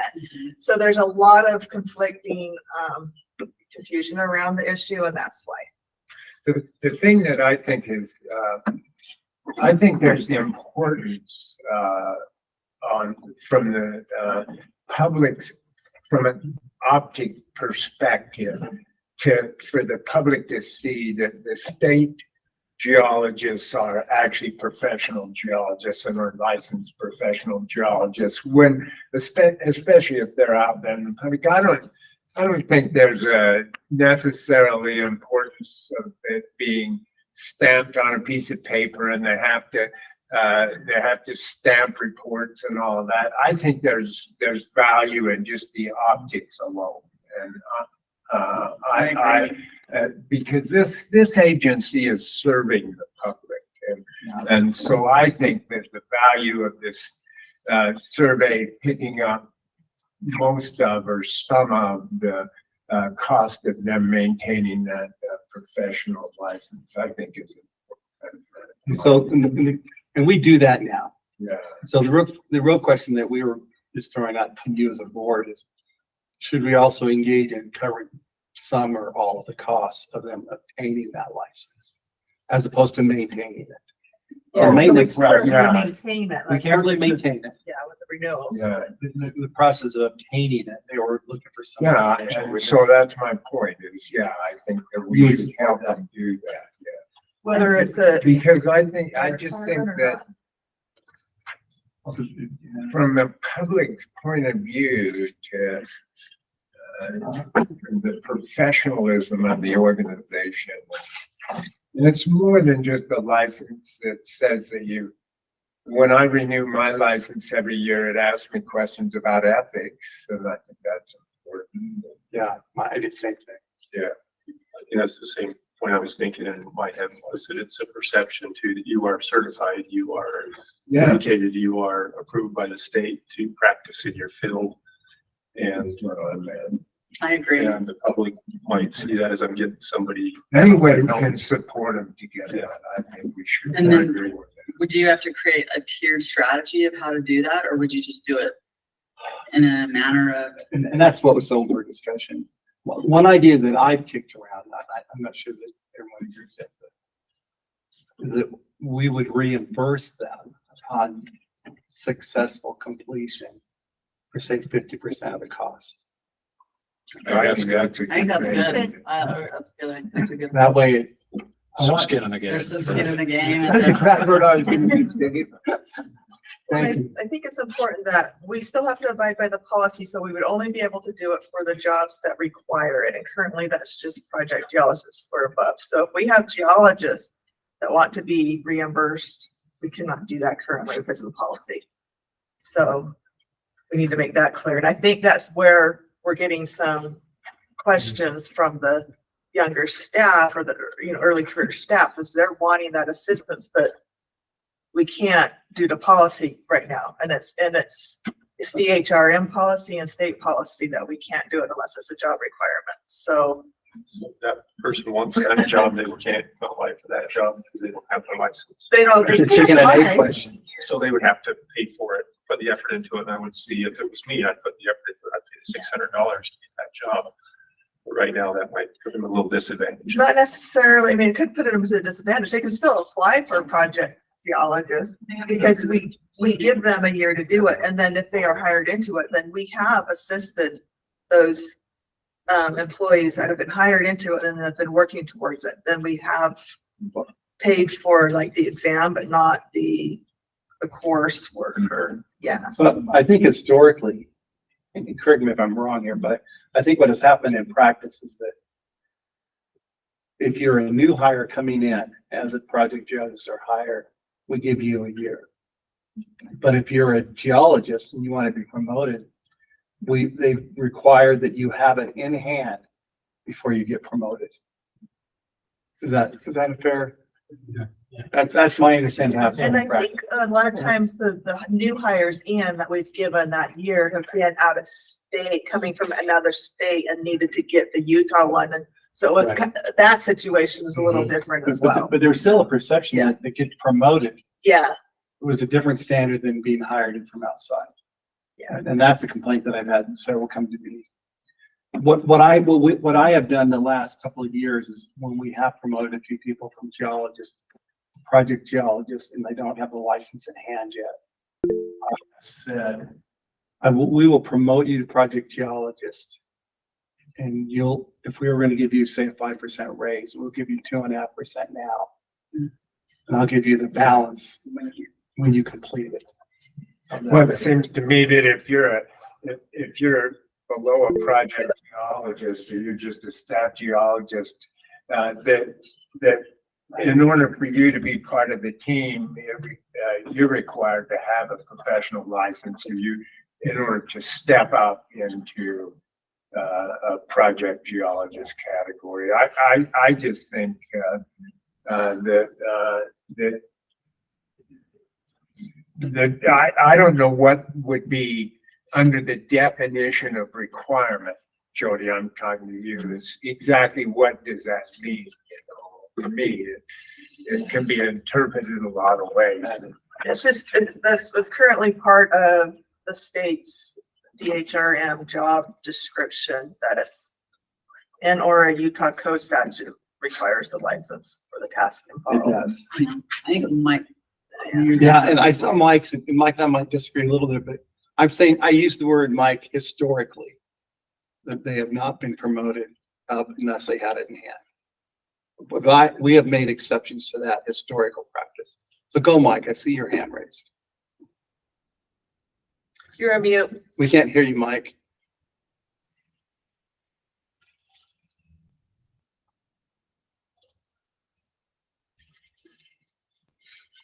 Can you hear me? Yeah, there we go. Okay, thank you. So it's been inconsistent among the programs.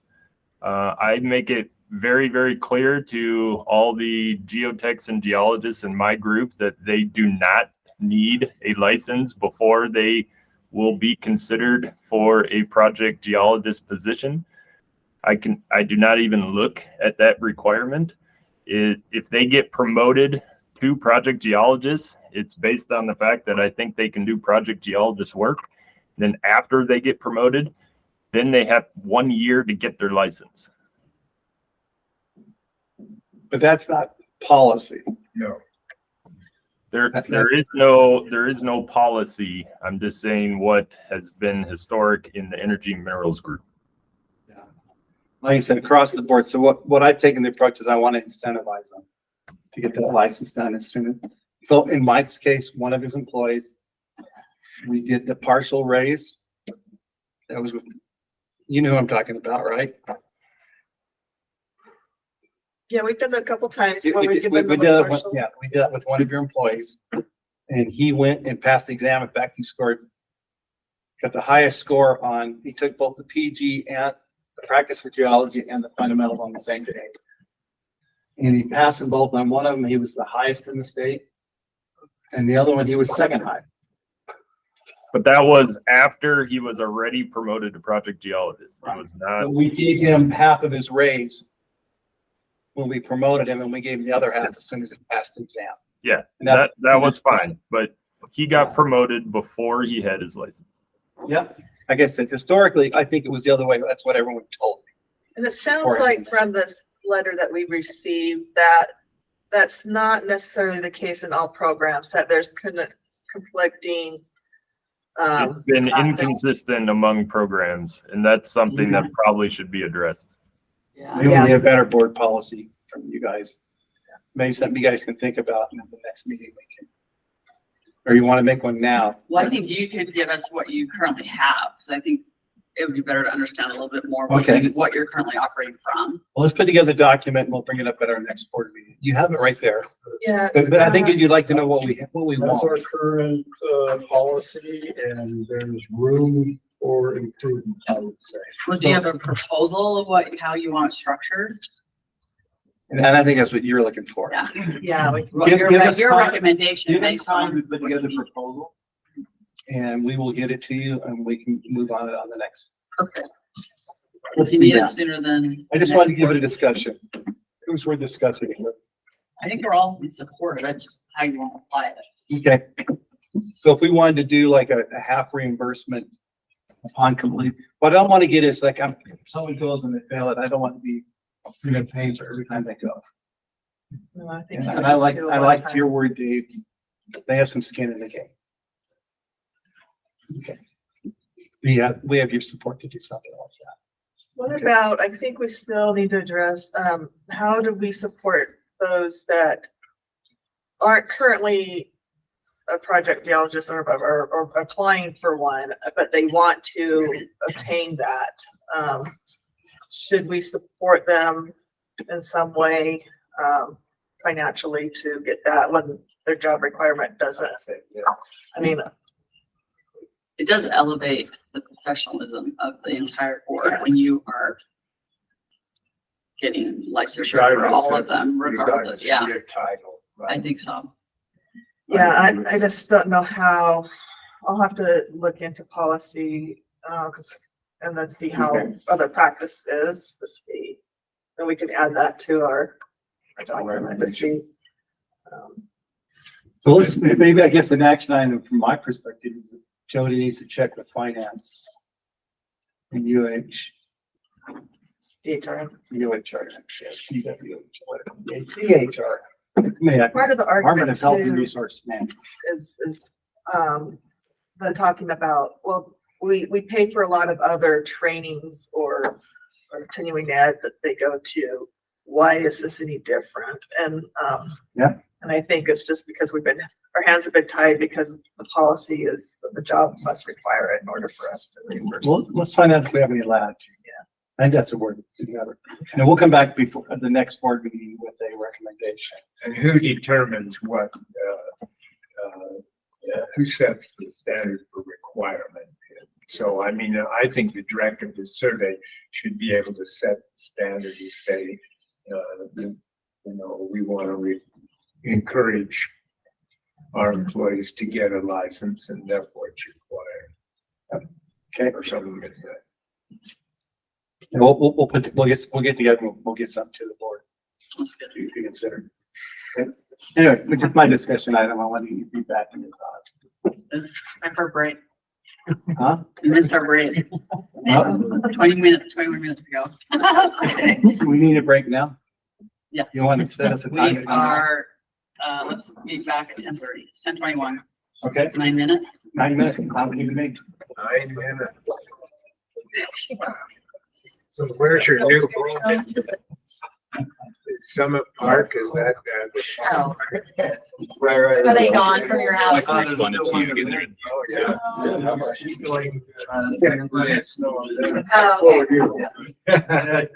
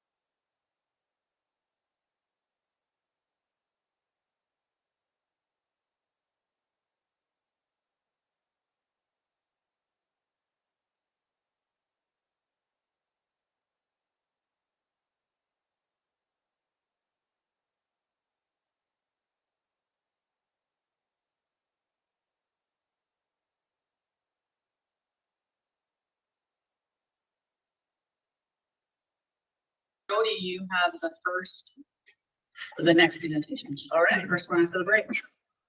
If you want to bring up my report, I'd appreciate it. Before you, well, can you click on that link and then, open that for us and then.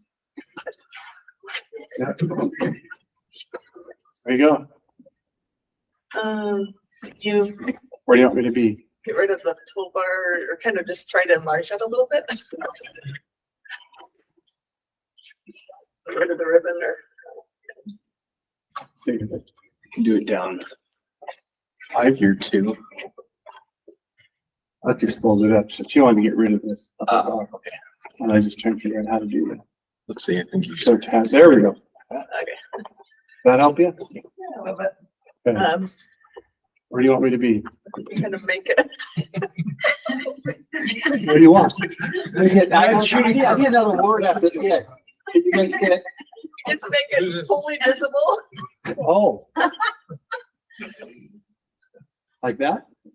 That would be great. I know it's hard. I was just trying to zoom in. Yeah.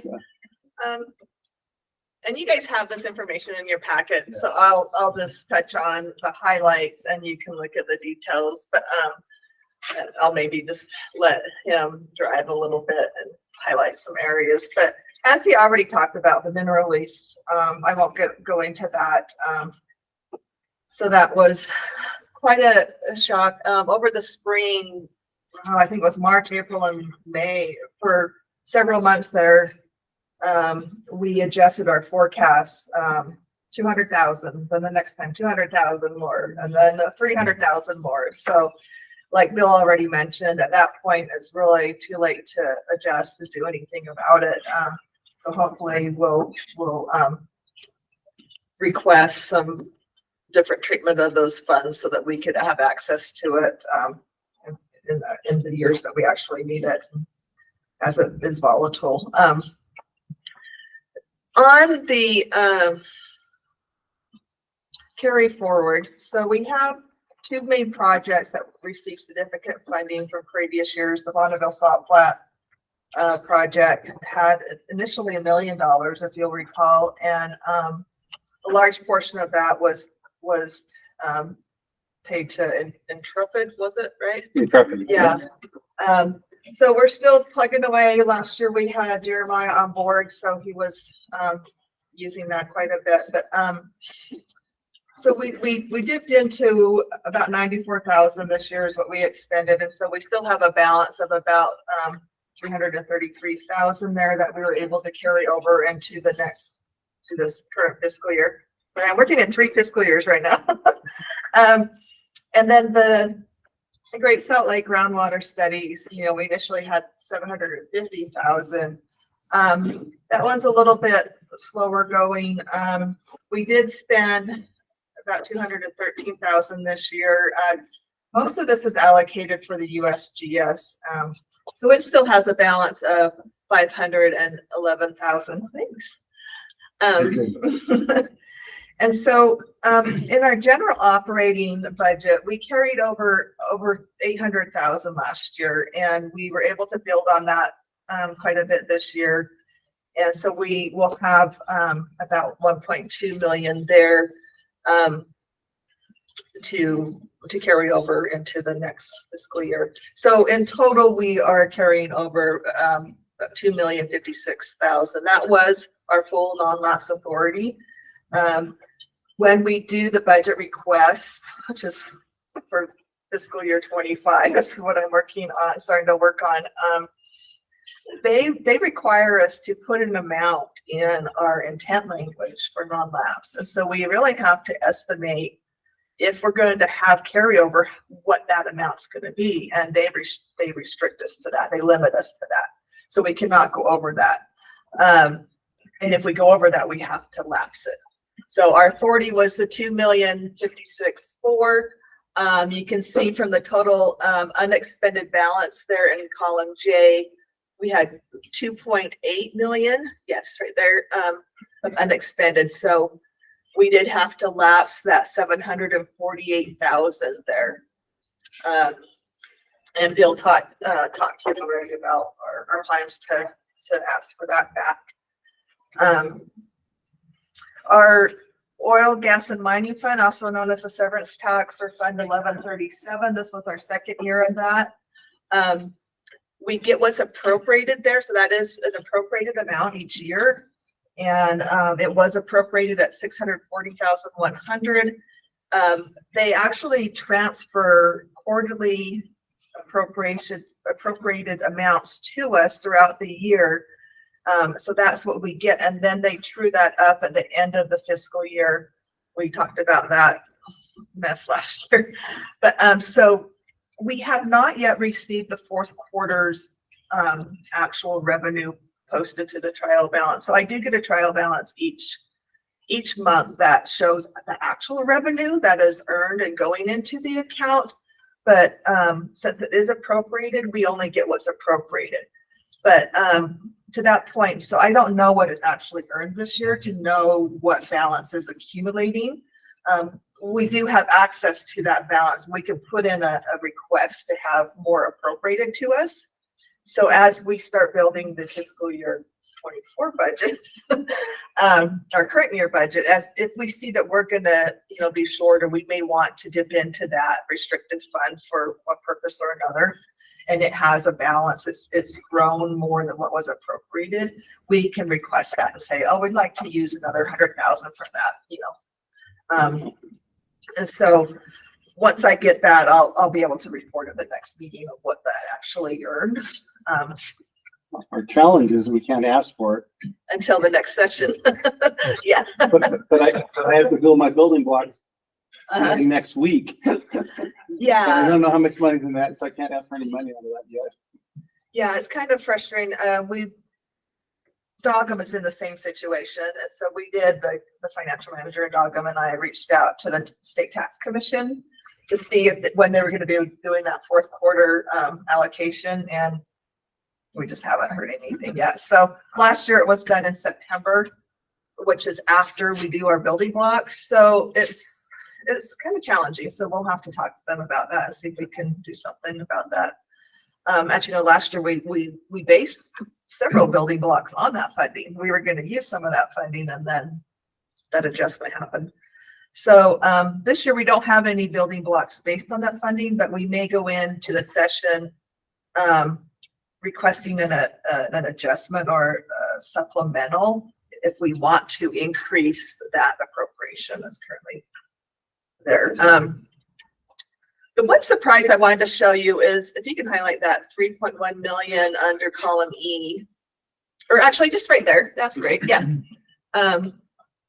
Our outside funding, so that includes our federal funds, our dedicated credits, which are non-federal contract grant funds, and our transfers. Transfers are also based on projects or contracts, but they're with other state entities or state agencies or internal to DNR, other divisions within DNR, other state agencies. So those are transfer funds. But that whole category I call outside funding. It's not fixed state funding. Our fixed state funding is the general funds and those mineral lease and the restricted account. But this is all of our out of state funding, and for outside funding, excuse me. We brought in a whopping 3.1 million this year. That's the highest in my time here. And we build our revenue forecast at the first of the year as we do our operating budget, and I'm like, there's no way. I mean, the program managers are always optimistic, but then you get into it and you're like, oh my gosh.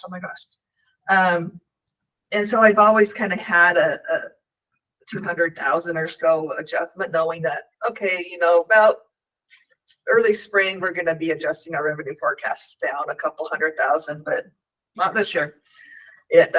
They surprised me. And I will say that 500,000 of that is a big chunk.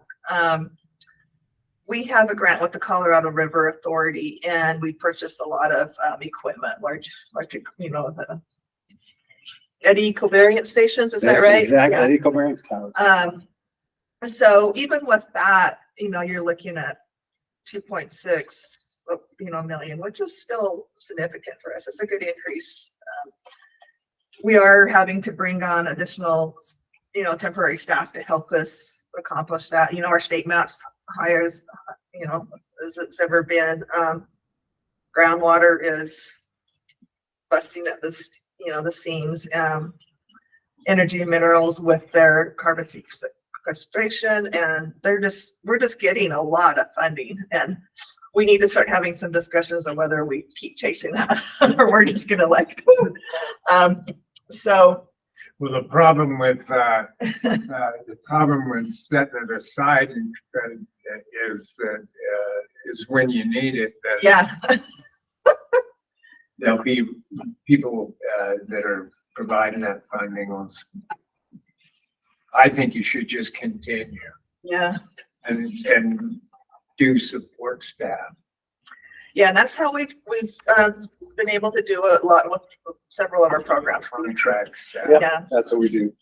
Yeah, and we do have our indirect rate that we're able to collect additional about 30%, and then our have a temporary support staff. I think it was I've been the number of projects that we've approved has just been fantastic. Yeah. And they're great projects, and they're reflective of the state's the UGS's skill sets and professionalism.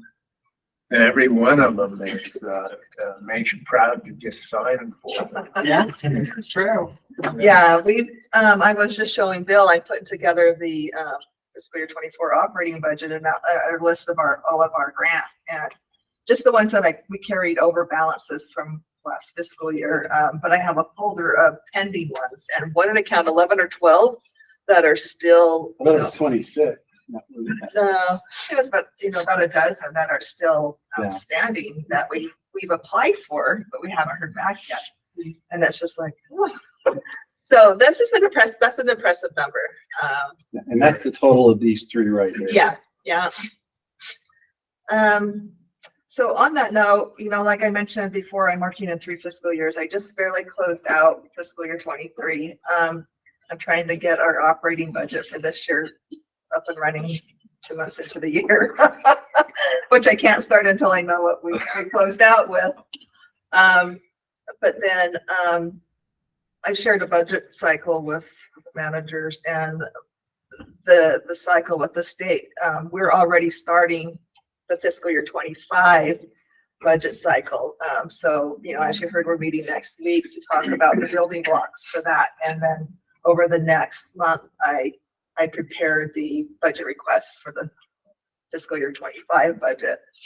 So keeping us busy. One thing I will mention, we did have, we did carry over about 1.2 million, close to 1.3 million general funds. So we do have that to work with to make up our shortfall in the mineral lease we're forecasting next year. However, we're still going to go for that building block as well. So, I really don't know yet until I kind of put it all together, put the puzzle all together in the next few weeks of how we look this fiscal year. But we have a few things in our back pocket that we could probably pull on. I mean, well, no, not that haven't been talked about. Like I mentioned, the non-lapse and the building block that we can tap into if we need to be made whole. And then also the restricted account, if we get to the point, during the budget request, and I see, after putting this year's budget together that we're going to need a little bit more, we can ask for a supplemental. So a supplemental, although it has to go through the section, and we wouldn't get that appropriated until, March, it would be for this current fiscal year. That's what the 750,000 we're asking for. Yeah. For this fiscal year. Yeah, that would be a supplemental for this current fiscal year. So I think we'll be okay. Yeah. And I'm going to make an underscore point. It wasn't that many years ago that we were hesitant to ask for a carryover at more than a few $100,000. Yeah, 500,000 or so. Yeah. Yeah. So we've gotten bolder in our ask, and I'm glad we did this year. We got to keep more of it than we would have. Yeah. But okay. Anything else, Jodi? I think that's the last slide I have for just you. go through those slides. I think I covered it all. You did, yeah. Yeah, we talked about. Yeah. You talked about that? Yeah, I think you got it all. We were talking about mineral lease. We talked about those, carry over, and the severance tax. And that's the 500,000. That was for the 80 covariance. Yeah. All right. There you go. Good. Any questions? Okay, I got a couple more things. We're still 3 minutes before we're scheduled for Ben. Let me suggest, should we go ahead with the staff talks and we can come back to this? To whatever you guys want to do. Yeah. Just maybe you want to go for. I don't think the rest of this is going to take very long though. I know. You're half an hour over. We're not half an hour. I mean, 10:50 and we're scheduled for these guys, right? We got two more things before. The meeting sponsorship and the field. It was just an idea since they're here and it's time. I'm happy to step aside. It's fine. Yeah, that's totally fine. Okay, who was first? Was it Ben? Were you first? Sure. Ben is already loaded on the computer and ready to go. Big subject, huge. This mouse falls down. Gravity problem. Yep. All right, so I'm Ben Erickson. I'm a senior geologist in the Hazard Group. We'll be talking about the spring landslide response we had this year. Introduce who you are. You're walking away. All right, so just to summarize what happened this spring, we know there was a lot of snow, but what we really care about when we're considering landslides is the snow water equivalent. So basically how much water is in that snow as it's getting piled on over the space of the winter. So let's see, we had, it was looking great at the beginning, is well below all the maximum highs all the way through. I mean, even to March, and March is generally the biggest water time of the year where a lot of storms, a lot of water gets packed up in the snowpack. So we were looking there until midway through, and then it just started to exceed everything. So this is the purple is the maximum over everything. So every year if it went over the other one, that's what that means. So 83 is a lot in here, but this also considers like 97, 2011. So all those years where it's exceeding, that's where this line is pushing. So we've exceeded everything at this point in mid-March in recorded history. And then we go all the way up to the top, which is 30 inches of water in the snow throughout the entire state. So this was huge and a huge concern for us. And so when we were reaching this point, we were asking ourselves, what are we going to do for the landslide season coming up? What's going to happen? Basically, wait for the responses to come in is what ended up happening. But then it started to drop drastically, and which is also a concern. If it's a lot of water coming down to a really fast rate, we're going to have really more problems. And so we started getting our calls around April is when things started to happen. But just to go into the little more details of measuring this, so we know what's going on. It's a Snowtail station. There's over 900 throughout the country. We have a couple hundred in the state of Utah itself. But basically, it has all kinds of weather instruments that measure things that's going on at that location. And so this snow pillow here is what measures the snow water equivalent. And so looking at that, they're able to give us the information, daily numbers of what's happening. And how does that work? How does that snow pillow work to measure the water equivalent? Is it by weight? Yeah, so weight. So it has the depth of snow sensor there. Yeah. So it knows how much is there, and then the weight of the water. So calculations of volume that take place. There we go. All right, so I gave a presentation to Summit County. They specifically asked us to come up to talk to them towards the end of May, I believe. So I'll summarize what happened here, just to give you an example of an area in the state where things were going on. So in this case, here's all the snowtail sites. All these orange balls are the snowtails in that county.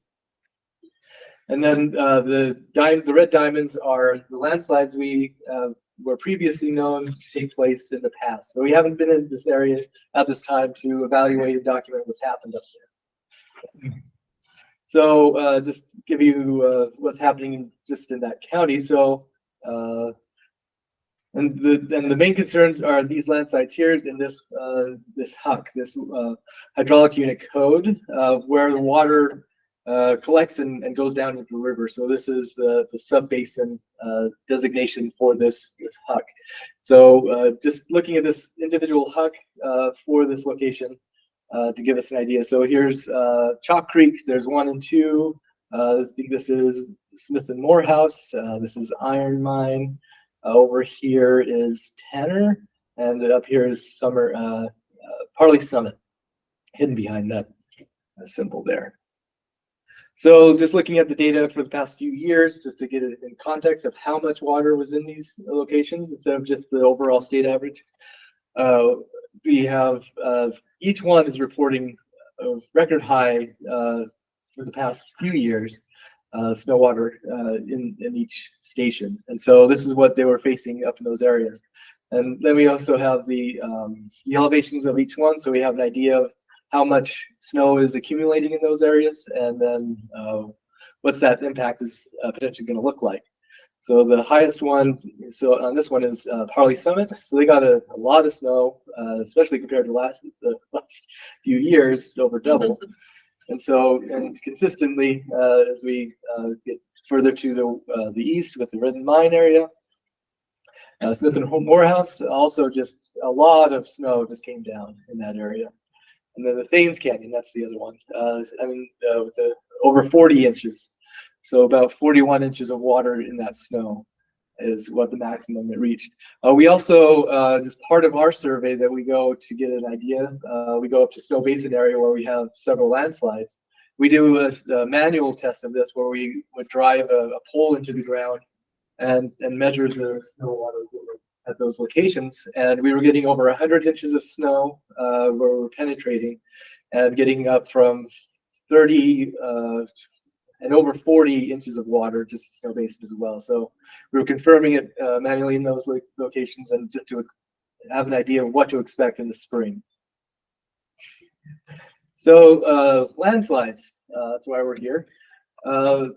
We have all of these types of landslides within the state. The biggest ones that we're concerned with are the rotational slides. These are the big ones that just rotate and slow moving. Take some time to have some effect happen into the year for a lot of these. Translational slides are a component with a lot of our slides as well. They just break off, slide down, and just off of a bedding plane or a geologic plane. That the weakness can happen there. Block slides, that's more of southern Utah or cliffy areas where we're seeing those. Rock falls, any exposed cliff. The same with topples, debris flows. That's what we're facing now with the monsoon season. And this is where a lot of rain comes down and accumulates and gets into channels, and then the accumulation of water picks up all of the debris, branches, and everything as it's traveling down. And if it's overwhelming the vegetation, it can take out the vegetation with it, and the saturated ground can come with it as well. And so move down to make those deposits into alluvial fans. We're also concerned with debris flows after wildfires. So that's a big concern because all the vegetation was removed. And in most cases, or a lot of cases, the wildfires can get so hot, it can change the characteristics of the soil. So it overheats the soil and causes it so it can't absorb any water as well. So it's kind of a glass. So it causes even more flooding and more issues that way. Debris avalanches, we saw a couple of these this spring. These mainly come from overwhelming spring systems.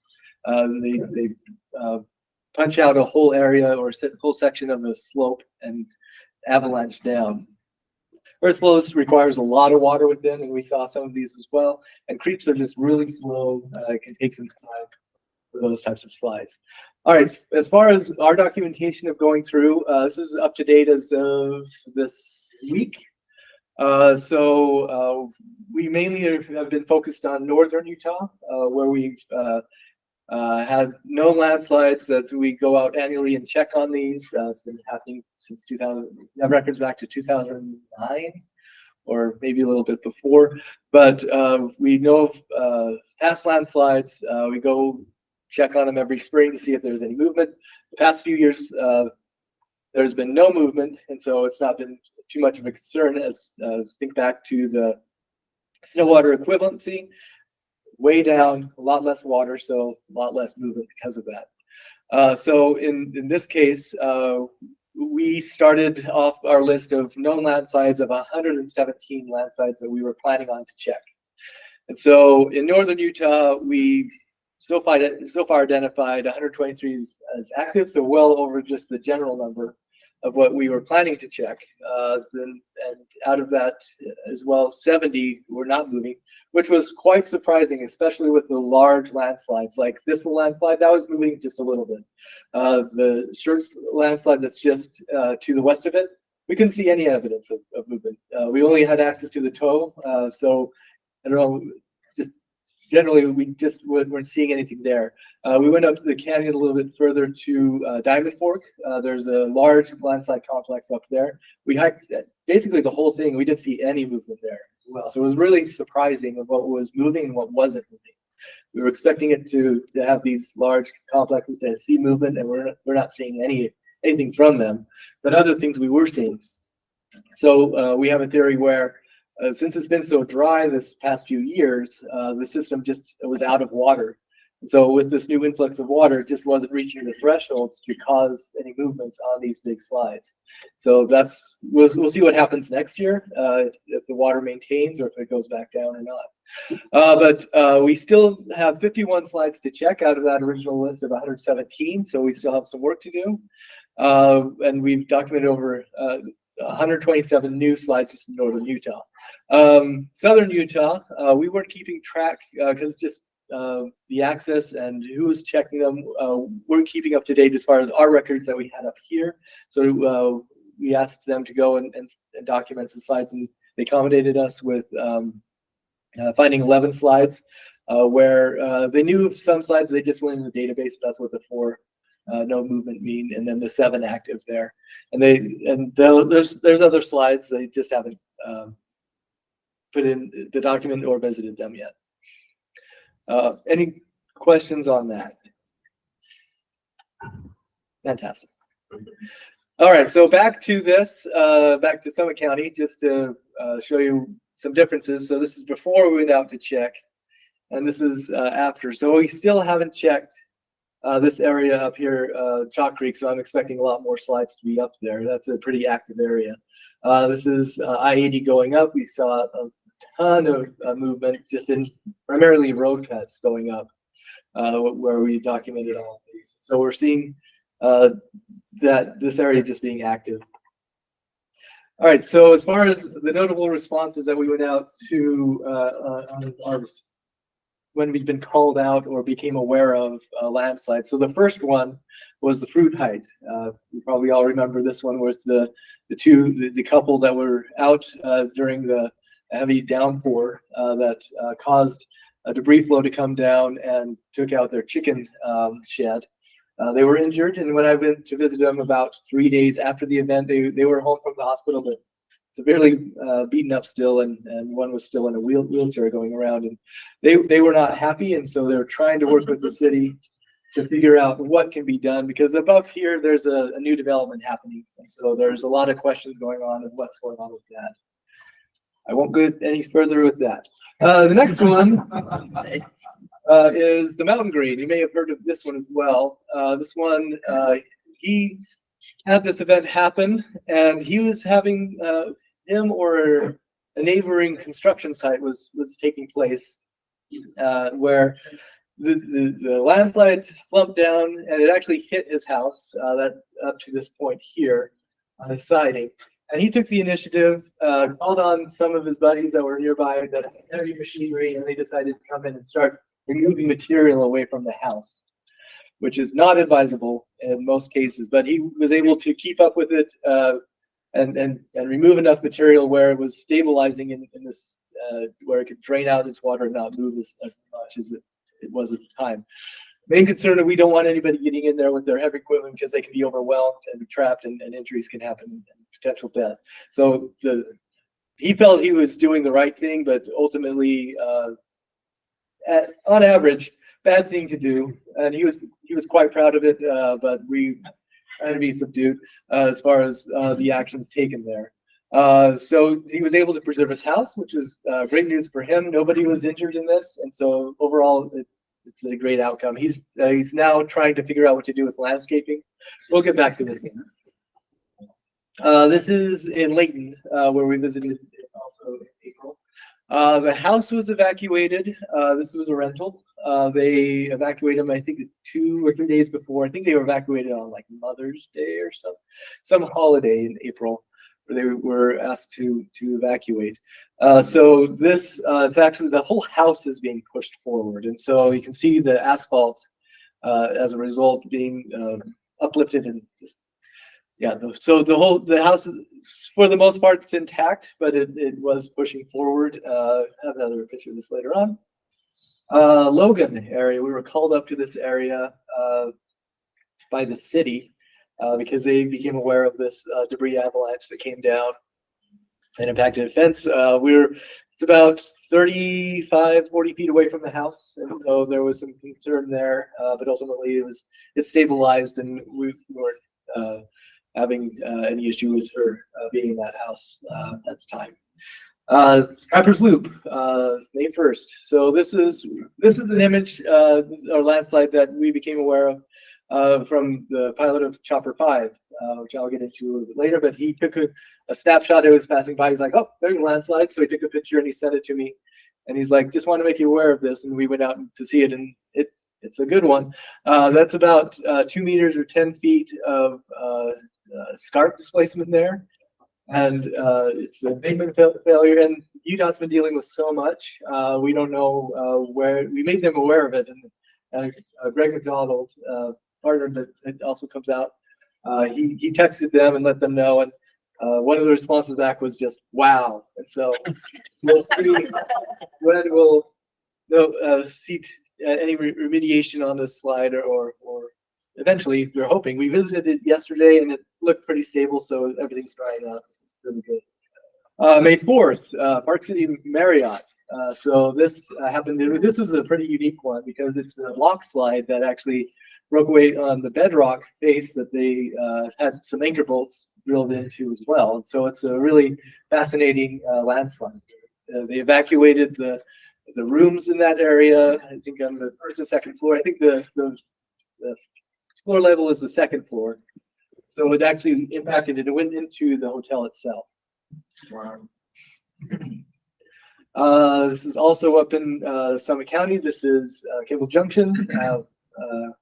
So these are townhomes where the property manager called me one day. She's like, "I think I'm having a landslide in some of these properties." I was like, "Oh, can you send me some pictures?" And so she sent me some. "Yeah, you're having a landslide. What could come up?" And so these haven't been evacuated. This is a slow moving slide. I visited it a couple weeks ago, and it looks pretty much stabilized, a lot less water in it. But at the time of our visit, we saw it impacting the hot tub and the decks on 2 sections of the townhomes. And so 2 property owners are directly impacted. Never spoke to the actual occupants, but they were there or were occupying. I don't know if they wanted to come out or I don't know, but they were still occupying, and the homeowner association was going to address this and get the engineering done on that. This is Pleasant View up by Ogden. And so there's a little video of the property owner watching the hillside come down and decided to record it. And so just imagine some water noises, because that's what's really flowing. There's a lot of water coming down. This was a result of above her property is a large area that's not been developed, but has some, at least in the past, it had some water management infrastructure installed to redirect things, and those were overwhelmed and not fully maintained and to manage for this spring runoff. And so she had the slope fail on her and slump into her backyard. Audio is amazing. Sorry, you can't hear it. We tried. We did. But this is available in our archives. So if you are wanting to see any of these, we have a lot more pictures. We shared this one with the legislature.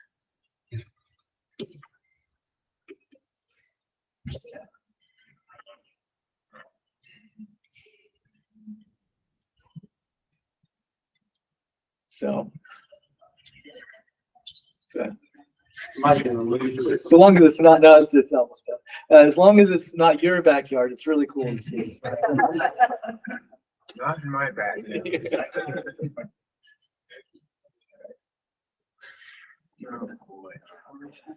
Co-op Canyon, down in southern Utah, road closed.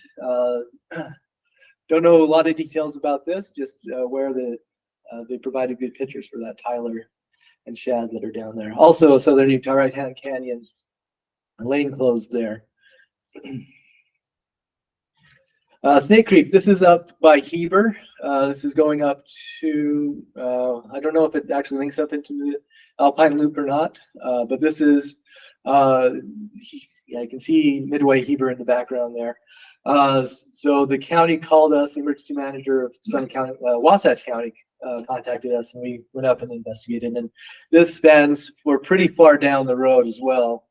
This is a known area to them of a lot of sliding activity. They put some jersey barriers down vertically to act as pillars to help stabilize it, like in the 90s or several years ago. And so it's been reactivated and it's moving down. Payson Canyon. So the whole road for Nebo Loop was closed. This is just on the north side of Mount Nebo. So a few days, I think 2 days later, the whole road caved in. And so we got to see it before that. And then this is the biggest slide that we had this year, aside from the one I'll get to next. We were aware of that we went out and visited. Debris avalanche that was up in Duchesne County. They were not there. This is a cabin, so they live in the Salt Lake Valley, and this is their cabin escape. They became aware of the landslide hitting their house through Facebook posts for the community. So they called us and they said something very low energy as far as we had a landslide on our property. Is there anything you can do? I was like, yeah, just send me some pictures. And they're like, whoa. So yeah, we can. It's up in Duchesne County, so it's about an 1.5 hour drive to get up there. But we visited the site a couple of times. And I'll get back to this as well. And this is probably the biggest one, Cedar City or Cedar Canyon down near Cedar City. And so June 7th. And this has been a problem area for several years, where sections of this slope have failed throughout time. State Road 14. State Road 14. So as far as assistance that we got through the community and interagency support, I was able to go up with Chopper 5 twice, much to village chagrin. Hey, we sent the right people. But I was happy to go, and I'm glad I could share the photos I was able to take up there. So April 20th and then the 23rd, and then a Black Hawk helicopter that was sponsored by the emergency managers working with the Air National Guard to go and survey the area, just check on snowpacks and see how it's looking at the time of June 1st. So the first flight, this was, we went there around the areas. This is shortly after we had a press meeting or conference, I guess, where we were at Spring Hill Drive talking about landslides and what we were anticipating things to happen. Shortly after that, we were contacted to go up in the helicopter to look around at potential slides and see if there's any additional slides that have happened. And so here's some highlights. And so this is the one in Mountain Green, where the guy was very energetic of removing the material. And this is the Layton slide. And the Layton slide is much bigger than you would think. So it goes all the way here. It's displaces fence. There's a scarp there. So it goes all the way through here and extends all the way over here. So this house is also potentially impacted. So there was a known landslide that was already here in this spring area as well. And so just other areas. This was up in Morgan County. This slide, I think we went and checked. This is a known slide for us, and so it was just a good opportunity to get a good picture of it. And this is a new slide. This is up near Littledale, up Parley's Canyon. This is from the Black Hawk helicopter.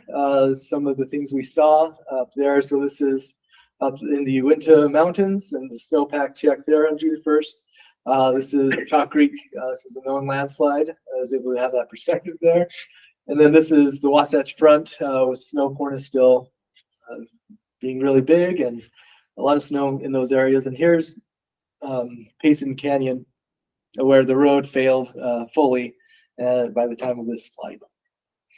And then the second flight with Chopper 5 was down to Draper because they were really interested in that story for good reason. So he circled that area, I don't know, 4 or 5 times, just asking me a lot of questions about things I didn't know, why it happened. And so I was just explaining the general geology of that whole area. And we had we knew it was a fill failure. Don't know the extent of the details of what all happened there, but I was able to get some great pictures of it as well, flying up there. And Ben was right to say, to not get into why. I got asked this question in the legislature directly. Director, who's at fault? My answer was, I'm not going to step into that. But yeah, and there are good reasons. Yeah, there can be a wide variety of how it happened, causes. Yeah, so there's a whole process for evaluations of the city of Draper is looking into. We're happy to help. We just haven't asked to assist. So along with this, we've had the opportunity to use our drones that we've been able to acquire over the past few years. This is a newer drone. This is the Autel Evo 2. Where this has a feature that allows for RTK, so high precision GPS, to be on the drone itself. So instead of flying around knowing its position around a meter, meter and a half to 2 meters, we can get down to a few centimeters and knowing its exact position as it's flying. So with our GPS equipment as well, we are able to set up a base. This area is out of cell region. Cell access, and so we can connect to the Turn network, which is a GPS base station offered by the state to provide the corrections. Though we didn't have access to that, but we do have the equipment to make one ourselves, and so that's what I did here with that base station and that launching down in southern Utah. And so with that, where'd he go? You need to escape. I did. Oh, there we go. Go back down here. So when we fly, we can actually take multiple pictures and then generate 3D models of the spots that we're flying over. So this is up. This one is the Park City landslide, and so you can see the block failure there through here, and how it just slumped down. So that was about near 10. I don't know. I remember if it was up to 15 feet of a block of limestone that detached and slid down. This is the Cove Canyon. This is the Kimball Junction one, with the townhomes. You can see the extent of the slide from there. Trapper's Loop. This is the big one. Oh, come on. There we go. So there's, you can see it going down, towing out in the creek itself and pushing it over just a little bit. Then we have two secondary slides up to the right flank of the slide. This is this landslide I haven't talked about yet. This is the Heave Ho landslide. This is up by Snow Basin, off Snow Basin Road. So it's been barreled off because it's named Heave Ho because it's causing the whole road and asphalt to be heaved up. So it's about that much of asphalt right now is heaved off out of place. These are also other landslides. This is the waste dump landslide. This is off of Trapper's Loop. This is material that was placed here as they have been cutting through to make those roads. They deposited here, and that deposit failed. And so we're seeing two big landslides through here. This has over 1,000 inches of movement since we've been measuring it. And this is a zigzag slide. This is a smaller slide. This is up also in Snow Basin area. We have done several flights in these, so we know, and we can track changes over time with differencing. Yeah, okay. And this is the landslide that's up in Duchesne County. There's the cabin there. And so this is the debris avalanche started up here with the. Wow. So there was a big slide. Wow. What's the distance of that? Oh, Quite a fair. over 600 feet of travel from there, I believe. And I think it was. And that's that A-frame that we saw. Yeah. So the A-frame is right. Modified A-frame or whatever it was. Yeah. Right on the edge of it there. Huh? Boy, they do have a problem. Yeah. And so working with the emergency managers because of these events, I suggested they contact them, see if there's any type of assistance that they could offer, but whatever they could qualify for. They just received word that they don't qualify for anything in this case, just because of just single family. There needs to be certain criteria met to reach a certain level of assistance that can be provided for these types of events. And so unfortunately, they're stuck with it at this time. I think it may require an emergency declaration. Yeah, so whatever that process is. That's what I heard. I'm not familiar, and that's why I referred them to the emergency managers to evaluate and tell them what options they have. There is a way to zoom in, but you can zoom into the pebbles here, which is really cool. Just moving on. To the PowerPoint. What's that? Go back a slide. Go down to the lower right-hand corner on the slider bar. Well, maybe that'll work.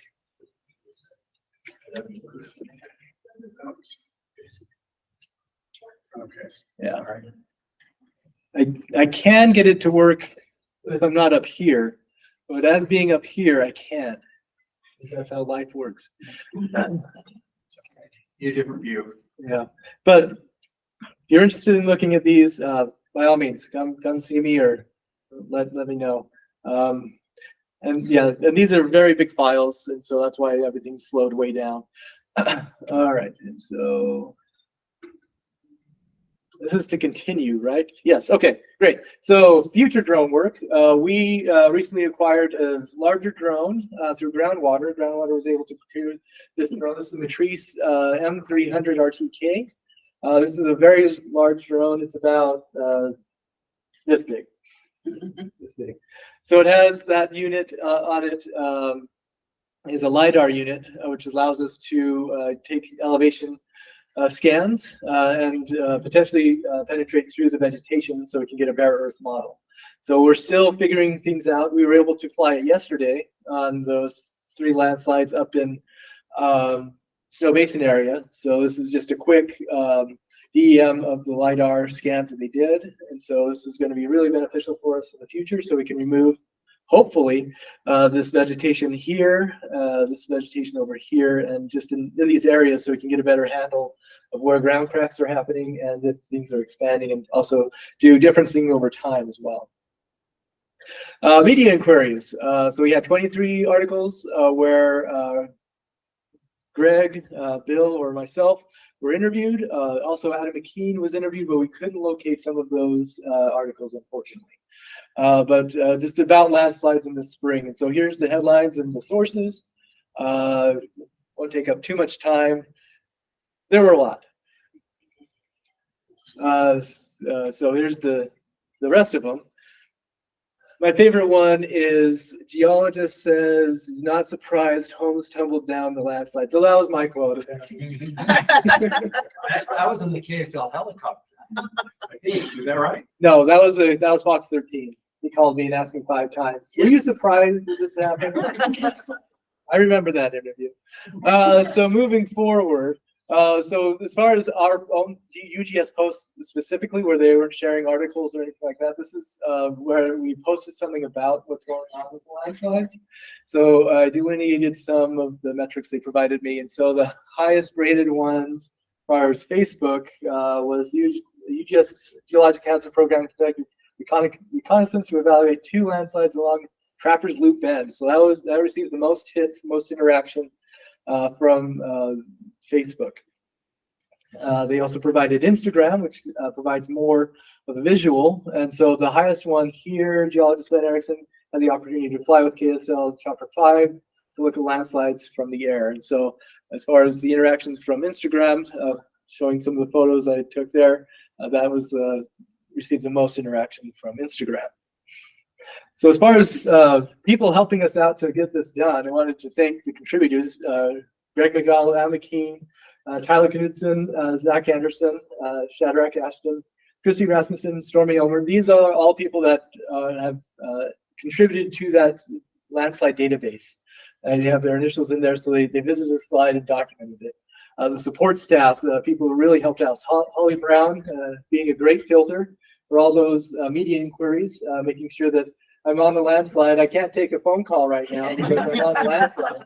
She helped manage those guys and those reporters. Helped out a lot, Bill, with trying to herd the cats around so we can get to the right landslides and know what's going on with the state. Jessica Castleton, she was stationed up at the EOC, so she was responding to those agency and their requests and pointing us in directions where we can go to help organize this. Steve Bowman, our project manager, to help in that aspect as well. Mackenzie Cope, she provided our website with our updates. So she provided pictures and information about specific landslides that people may be interested in. Rosemary, she helped manage the database itself. Mark Milligan also helped with media things. Adam Hiscock helped in the back end with help managing things. Just a lot of people helped out with this spring, and it's just really great. And then, so the current conditions, we have everything's dried out basically. The runoff is pretty much done, except for small patches. We saw some up by Snow Basin, some ravines had some snowpack still in there, so nothing like the spring. We're in monsoonal season now, so we're expecting more things to come, as we saw the past week. We're going to continue to do the landslide checks, finish up those 51. And do you have any questions? Did you say earlier that there's still movement on the Thistle Slide? Yeah, we saw what were internal cracking and really fresh cracks in higher up. We want to hike up there to verify, but it looked active to us.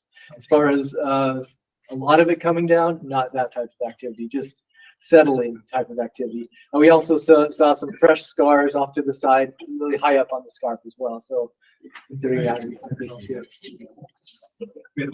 there's no potential for not we saw. I mean, it's yeah. So yeah, we're not concerned about that at this point. Okay. Any other questions? Yes. So with the monsoon season, I know we just got a media call the other day about, a lot of the flooding. Is that a role that you guys usually play and translate We those? can. Okay. It depends on, I mean, if it's fire-related debris flows, absolutely. What's the difference between like a flash flood that's carrying debris or a debris flow? Is there a Well, difference? there can be differences, especially when it's in managed area where the management of the infrastructure fails itself. And so that's not really geology related. That's more of infrastructure failure that took place.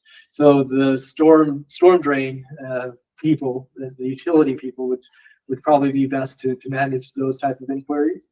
But if it's just right off the slope, a lot of material comes down, comes into a yard, that's us. Okay. Yeah. Right, thank you. Thank you. Thanks, Ben. Y'all know Mike, I think. Anybody not know Mike? Morning. It's nice to be back to talk to the board. I'll try to do this fast. I know we're running short on time. So Bill asked me to give an overview on some of the new work we're doing with bathymetric Lidar data out at Great Salt Lake. So this is something that I've been trying to get done since about 2017 is when I first started pursuing this. Nobody had much interest until recently due to the low lake level. Everybody started caring about the lake all of a sudden, and all this money became available. So we took advantage of that and got some funding to do a pilot study, and then got even more funding to collect more data down the road. This is in collaboration with Emily Kleber. She's in the hazards group. So I am not a LiDAR specialist. I just see the utility of the technology. Emily is much more up to speed on LiDAR in general and how it can be used. So she's been a great help. Okay, just to get everybody on the same page, we're talking about bathymetric LiDAR, which is a little different than topographic LiDAR. So we have these three images here. The lower one is kind of your regular ortho imagery. Think of like a Google Earth image, right? Just satellite images of the ground. Then we have our regular LiDAR, which would be your topographic LiDAR, which uses a red laser. Bounces off the ground, but it also bounces off the surface of any water. So you can see here, you just have a representation of the surface of whatever body of water that is. Whereas bathymetric LiDAR uses a green laser. The green laser can penetrate through the water column and bounce off the floor of the lake, the river, the marine system, whatever it is. So you can put all three of those together and you get a much more detailed representation of the ground surface minus the trees, minus the water, minus everything.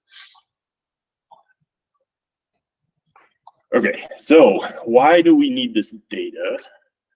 Don't we already have bathymetric data from Great Salt Lake? Well, we do. It was collected in the mid 2000s, late 1990s, but it was collected via boats towing like a sonar equipment behind the boat. There's some limitations to that. The transects, the boat would go back and forth across the Great Salt Lake. And there was about 1 kilometer in between each transect. So the data between those transects is estimated. The boat also couldn't get in all the way into the nearshore environment. So all the nearshore environment, so shallow areas, is also going to be estimated data. So we felt that we needed much more accurate bathymetry data. Now that Great Salt Lake has gone down to historic lows, all the calculations for exposed lake bed or water volumes are based off of this old bathymetry data, and we're seeing significant problems with that data in the nearshore environment. So all those calculations have a rather large error to them that we'd like to see trumped. The bathymetry data will give us a grid point cloud of data as opposed to just these broad contoured lines that the current data gives. So much more high resolution.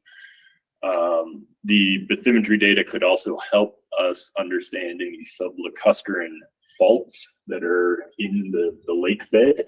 And then the whole reason I got involved in this project and looking at acquiring this data is because I thought maybe we could use the bathymetry data to help map the extent of microbialites. Okay, so why do we need this improved bathymetry at Great Salt Lake? This was back in 2021, so this was the previous historic low. We hit another historic low in fall of 2022, but we did this work in fall of 2021. We did a drone survey out here in Bridger Bay. This is Antelope Island. And again, this was to document the exposure of the microbialites. But we tied this to, we georeferenced this, and we could get an understanding of the lake elevation from that drone survey. And also, what I was out there when we did this, and I just walked the shoreline, taking GPS points as I walked. And what we found was the green lines are the current bathymetry data that was collected by USGS 20 some years ago. The shoreline at like in the fall when we were out here, the lake elevation was at 4190.5, and this red line represents where the water was. So that at that elevation, and you can see how they don't match for a single bit.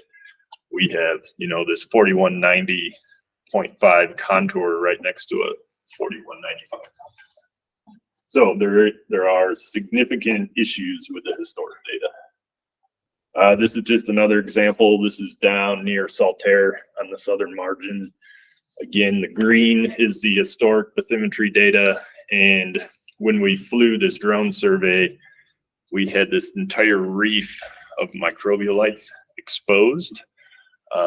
Lake elevation at the time was 4190.5. And according to the old bathymetry data, none of this should have been exposed, but it was. Okay, so again, going back to kind of my own personal reasons for acquiring this data, we want to use it to better map the microbialite extents. Rob Baskin, who actually collected that same bathymetry data, made an attempt at estimating the extent of microbialites. Since then, myself and a student from Weber State, and Carrie Franz, who's a professor of geology at Weber State, we use some other techniques to refine those extents. Now this is zoom in here and you can see how the old extents are pretty crude compared to even our new mapping, and we're even hoping that the new bathymetry data can refine it even further. Okay, so the pilot study. So I submitted a proposal to Forest and Fire State Lands. This was over a year ago now, to one of their hot topic grants to have a pilot study funded, because we wanted to see if this technology, the Bathymetric technology, would even work at Great Salt Lake, because there's a lot of challenges in the lake, this specific environment for this technology. We wanted to do this before the state got interested in funding a lot of money to do the entire lake. We want to make sure it actually works before we spend a lot of money on collecting data across the entire thing. So this project got funded last summer, and we waited until this spring to actually collect the data, because the most important considerations when you're collecting this data is water clarity. And so if you've been up to Great Salt Lake, the water is pretty murky most of the time. But there is a window, and this data, these are just the months down here, and these curves just represent quality, or the water clarity. You can see that little peak of increased clarity that happens in the spring every year. That's because in late May, early June, the brine shrimp start grazing off all the algae because they have nothing else to eat. And so you get this little window of time where the lake becomes quite clear. And then we have anecdotal evidence from Captain Jim, who's in wildlife, who's out there on a boat all the time, that in the spring, all of a sudden, just over the course of days, you can see straight to the bottom of the lake for a period of 2 to 3 weeks. So we were trying to hit that window of clarity to collect our data. And so we waited almost a year, but we were able to collect this data in June. This is our pilot study area. It's 50 square miles on the west side of Antelope Island. We picked this area because it has all the different things we want to investigate on whether or not this bathymetric Lidar can kind of illuminate our understanding. So it has it has known faults, it has inferred faults, it has a range of water depths. We have the shelf break here. We have areas with microbialites, areas without microbialites, and all sorts of other features. So we thought that would be a good area to do this investigation. The funding ended up coming from the Great Salt Lake Advisory Council. They gave us $75,000 and UGS chipped in $25,000. So this whole survey cost $100,000 just to collect the data. Okay. So this is just some specifics on the data collection that took place not that long ago. So just some photos of when they were out there collecting the data. The company that we hired was NV5. They're well known in this world of collecting LiDAR data. We collected in June 22nd to 25th. Lake elevation was around 4194 at the time. You can see here, here's the sensor in the belly of the plane pointing down. Here's them in the air flying with the sensors right here.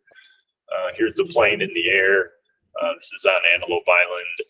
They also have to send a ground crew out to do some ground truthing for the georeferencing of the data. Okay, some very preliminary results.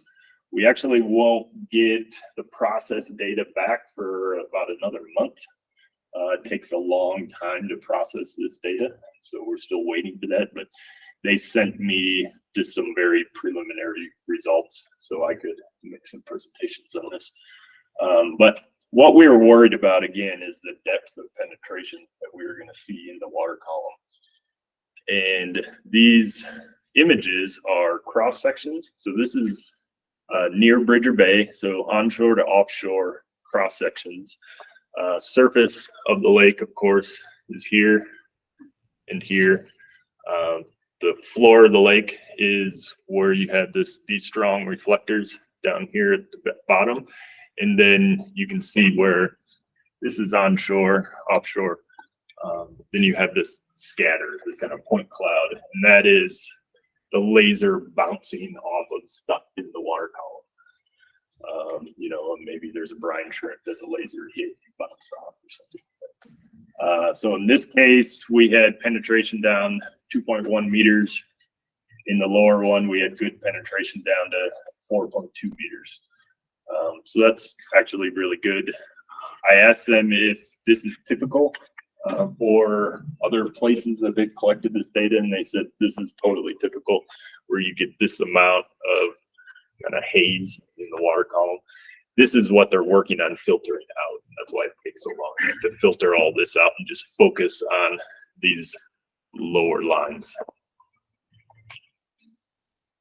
So this is, again, a very preliminary image. It's a little hard to see, but here you can see these polygons. These are quite large. I call them the mega polygons. The reason you can see them, and here's a Google Earth image. You can see them on Google Earth, of course. The reason they show up so well is the perimeters of these polygons are lined with microbialites. And when they were kind of flying me around the data, I noticed this and I asked them to take a screenshot so I could present it. What this is telling us is it's picking up a resolution of 1 foot to 1.5 feet in elevation change in the bottom of the lake, which is amazing resolution. You can see these things are standing up above the lake around them, you know, not very high, but 1 foot, maybe 2 feet at max. And we're picking up on those just very subtle differences in the lake bed itself. So that is super encouraging for the quality of data and the resolution of the data that we're getting. You can also see this feature here, this big linear feature.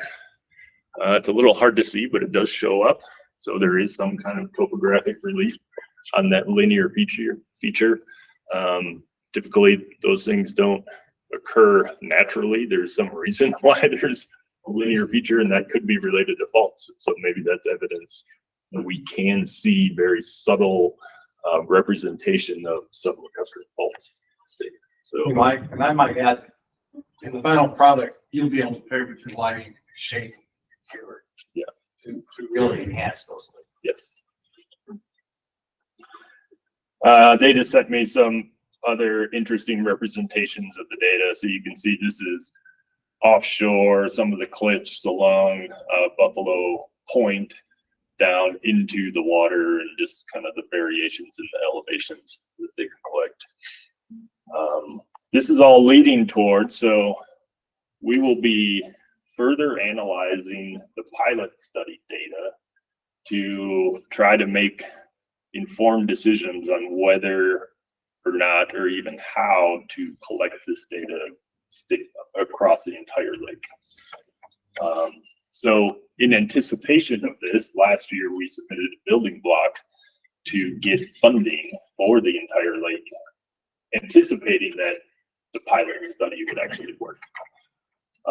And so we did get appropriated 1.8 million. Well, the money actually moved to fire state lands, but we're in the process of creating an MOU to get access to that money. They want us to administer this program.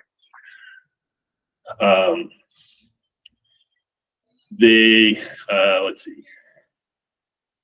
The full interpretation has been pushed back maybe another month into September, but then we will start working with state purchasing to go through the procurement process to get a company on contract, whoever that company might be, to acquire this additional data. We'll probably do this piecemeal. We know we won't fly the entire lake all at once, and we'll do this in such a way where we take advantage of kind of the appropriate times to collect the data. So in the main body of the lake, we might try to collect the data again next spring, hitting that period of water clarity, whereas some of the wetlands in Farmington Bay, Bear River Bay, that might be able to be done in the fall or other periods of time. Bear Lake could probably be done anytime. Bear Lake is already pretty clear.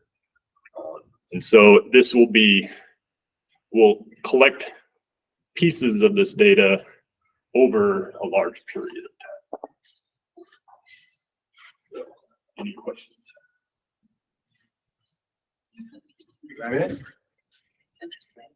I just for reference, we talked about restricted accounts for mineral lease. I mentioned sovereign lands or state lands as a similar. That 1.8 is sitting in their restricted account. So legislature approved an appropriation out of that restricted account that will then transfer to us. But that's how that restricted account works. We may not use all that 1.8. Maybe we will. We're going to use a little bit of that money for UGS staff time to do data interpretation, data analysis, doing presentations, outreach on this. So the vast majority of that money would go to new data collection, with a little bit just coming to UGS staff time to kind of administer this program. That's that one question. How deep is Bear Lake? Good question. I don't know off the top of my head. It's deep, but since it's so clear, deeper than the Salt Lake. Oh yeah, because they did like Tahoe. Because it's so clear, everybody thinks that this technology will work great at Bear Lake. That's not the question. Yeah, it's Great Salt Lake. I've read some I read a paper and I think it was like 70 meters in some places. Their lake is? No, that's the penetration they've got. Oh, The the penetration. particular lake laser. Like Bear Lake's up to maybe 200 feet. No. Yeah, and that would fit in that 70 meters. Yeah. So we'll find out. Close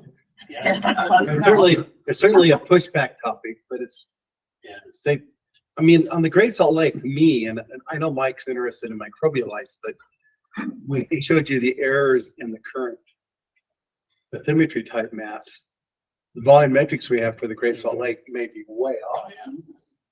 And they pushed the funding that we asked from 1.3 to 1.8 because they wanted us to push up into some of these bays so that in the wetlands areas, they have a much better idea of what that topography and that volumetrics might look like. So that's kind of why we're pushing this.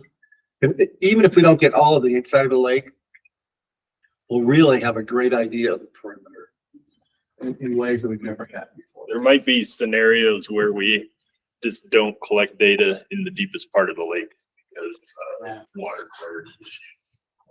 Again, that's what the pilot project will tell us. Yeah. We might just focus on the shallow shell all the way around. Yeah, but we were literally sitting in the meeting where they were talking about it, and one of the state representatives said, Bill, we're gonna plus you up $500,000, because he was very concerned in that upper right-hand corner of that.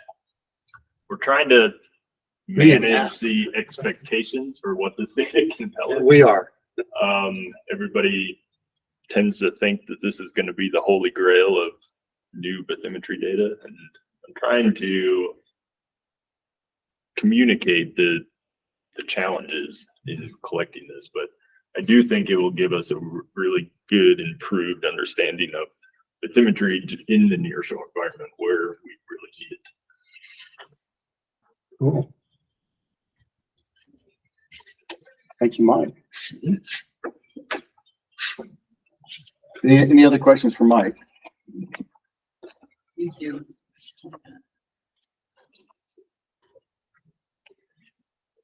Let's see.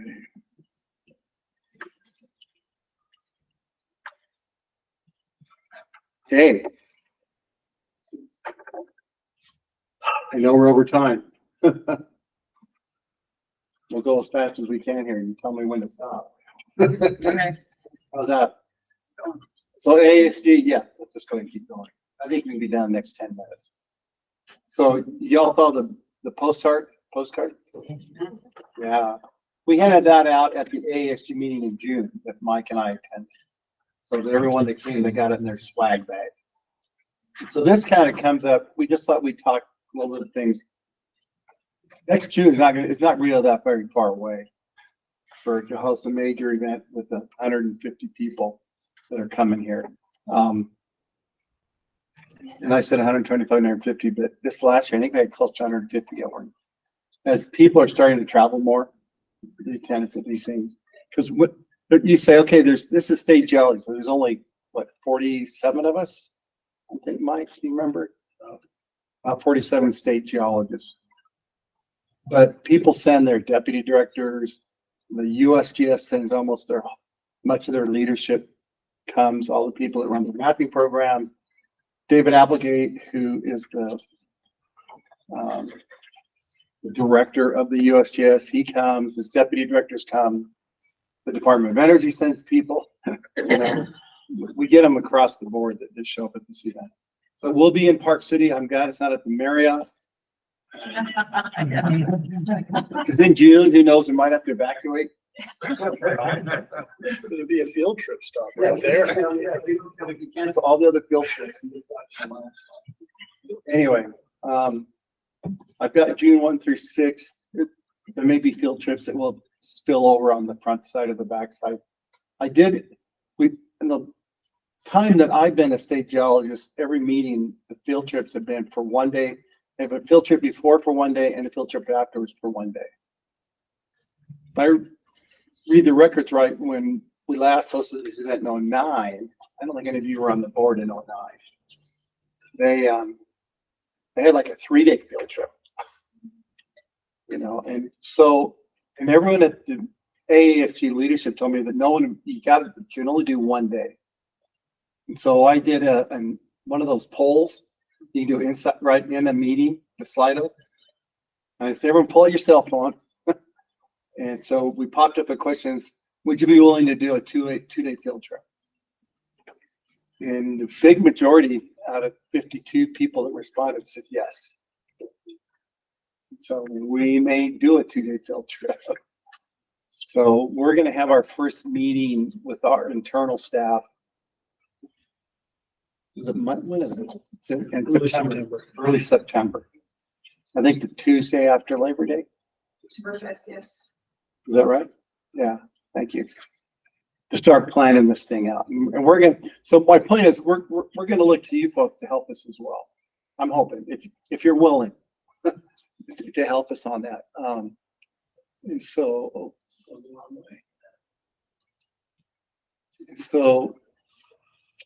anyway, you want to share something, Mike? Yeah, in particular, what we might benefit from you folks is maybe in the realm of sponsorships.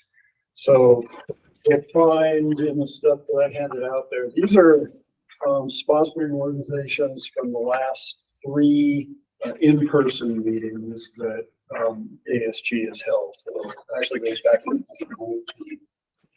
but you can just kind of get a sense there for the types of organizations that have in the past sponsored ASG. And so, you know, around here, I'm thinking there might be some oil and gas folks, maybe, you know, Kennecott. I don't know if there are maybe some of the bigger consulting, you know, geotechnical consulting firms, maybe, you know, so I guess I just wanted to plant a seed, maybe be thinking in your areas of industry and even, I don't know, other agencies that might want to step up and be a part of this. So any ideas you have, let us know, and then especially if there's a contact. We'd love to have your help there. And we would invite you. When's our meeting on that Tuesday, Sarah? What time? 11:30. 11:30. And I'm buying lunch. So if any of you want to come, you're welcome to join us. You know, I'm going to have all my program managers meeting, but if someone from the board wants to join us as we start to plan this out, because we're going to start to sign some people out with some committees and responsibilities. You know, it's like for field trips, you know, sponsors, swag. So what does sponsorship consist of, though? Can you give us kind of a scope of that? Yeah, actually, so you might see that there's different tiers that have been used in the past. And I talked to somebody associated with this year's meeting, and the gold sponsors here, their contributions were on the order of about 10 grand. 10 grand. Yeah.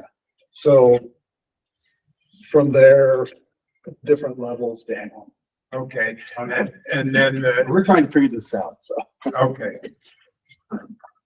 But it could be, you know, like, did you bring like any of the briefcases or backpacks? No, I didn't bring any. It should be somebody that would have a swag thing they want to give out.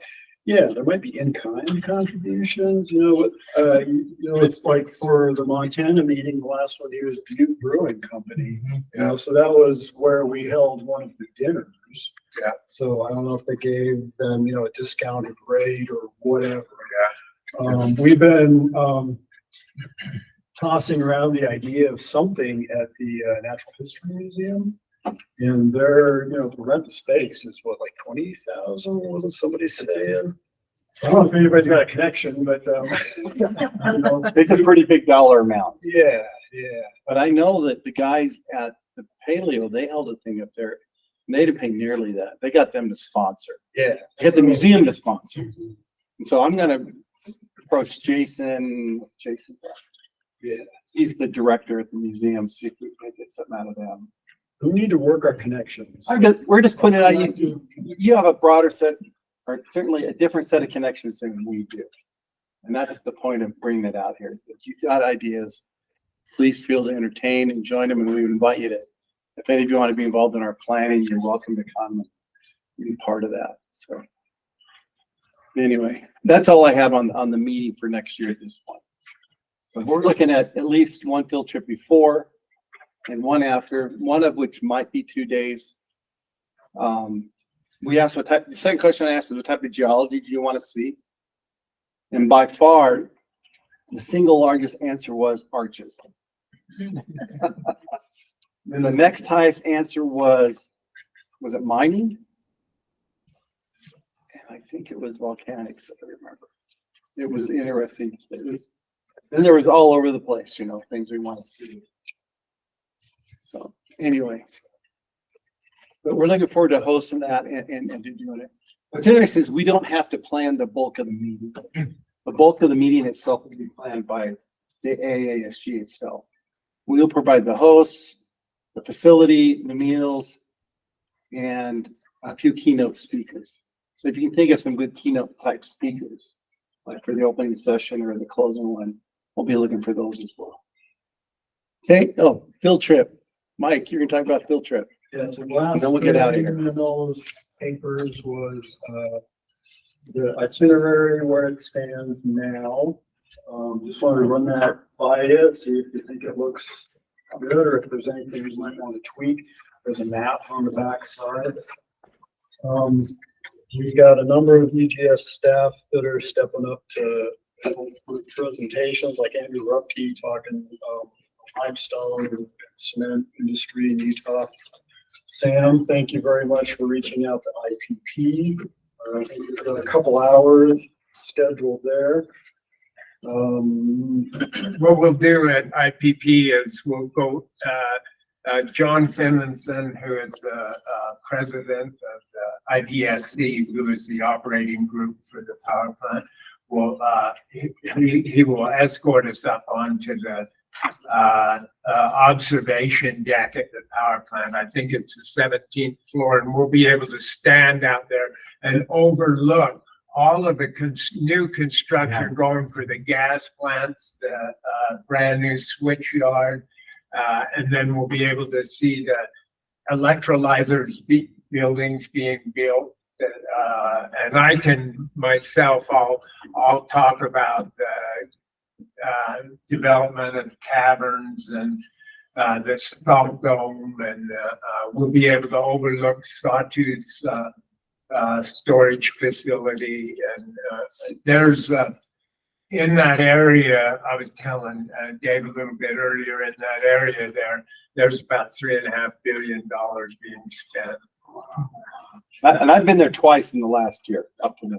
You have been there twice on that observation. Yeah, pretty cool.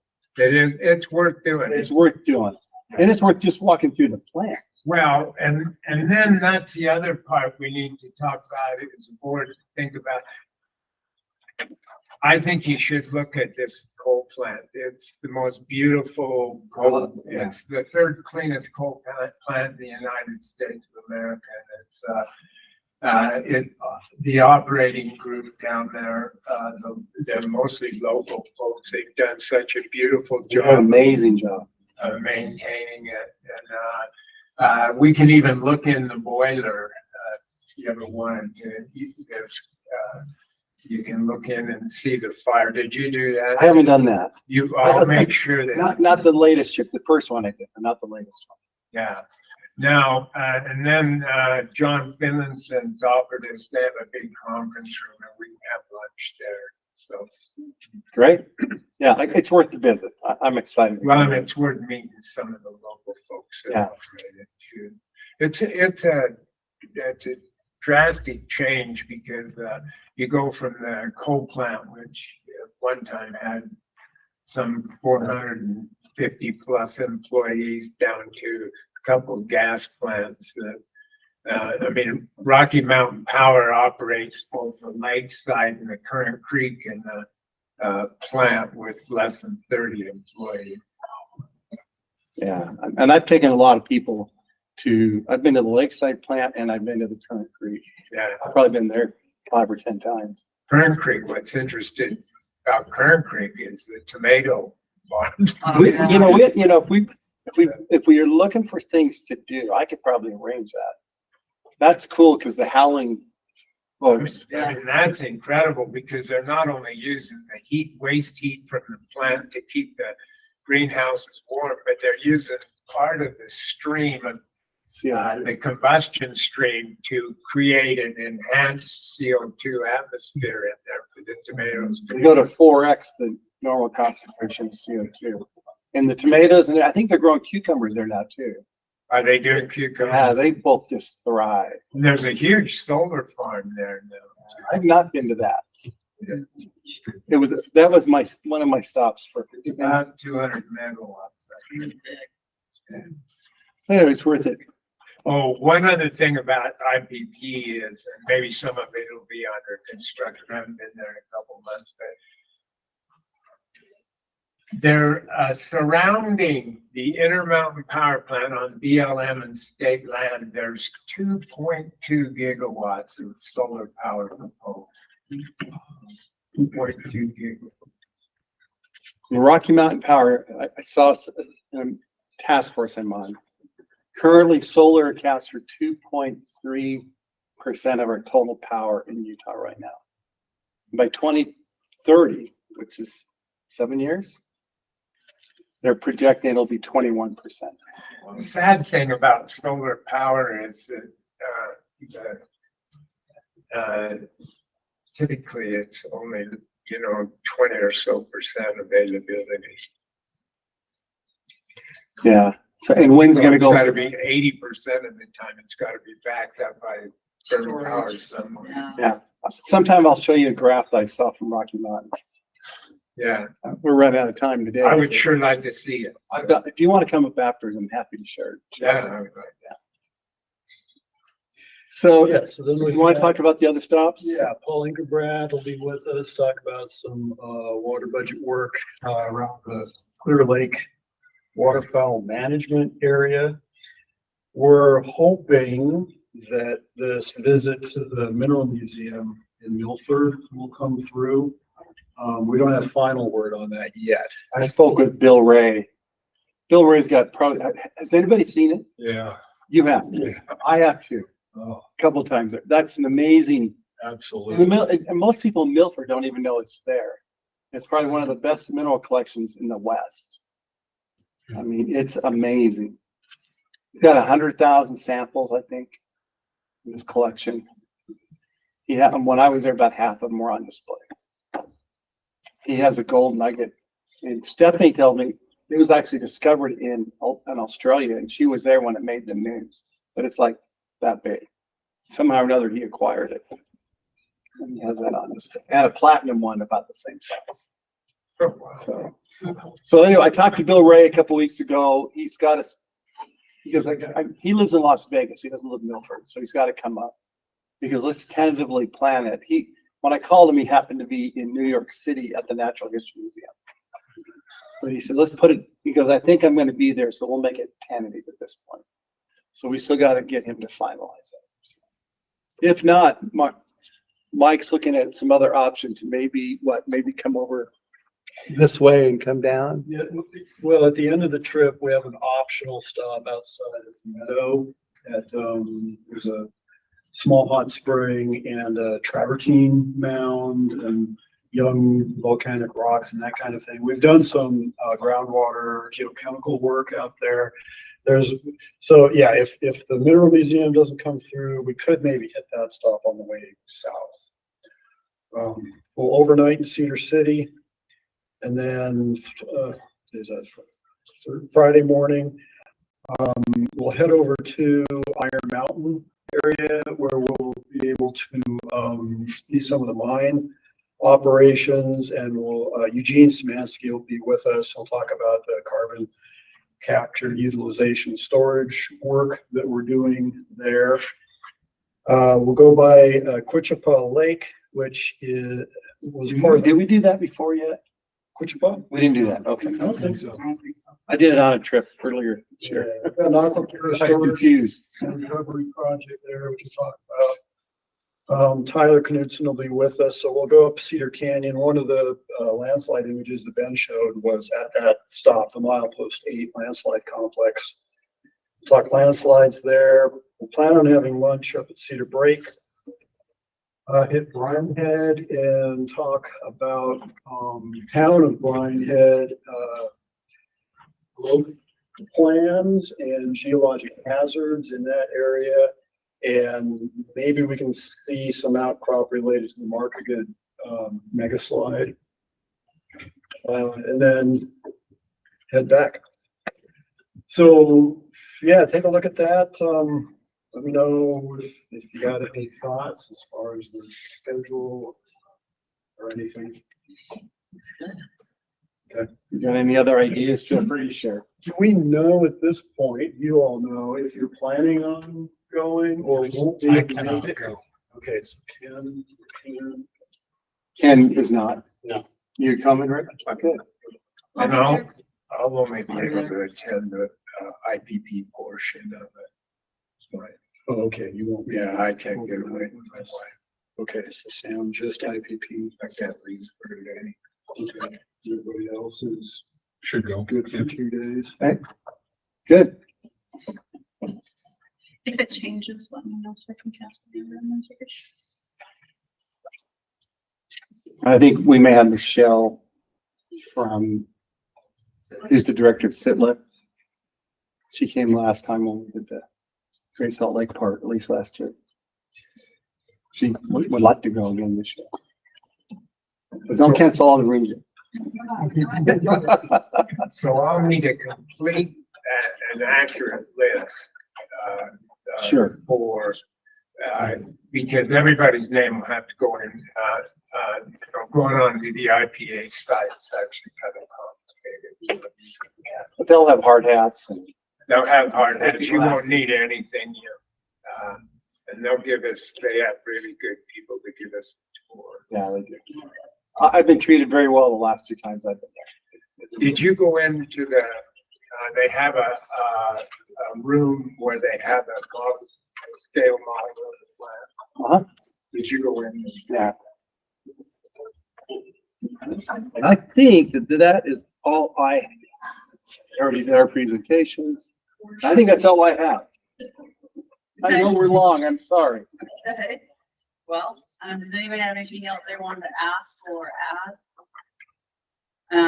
I just thanks, Bill, for all of your efforts and your great staff and your funding efforts. I mean, I'm impressed that you're that restricted account is a great idea. So good luck. Thank you.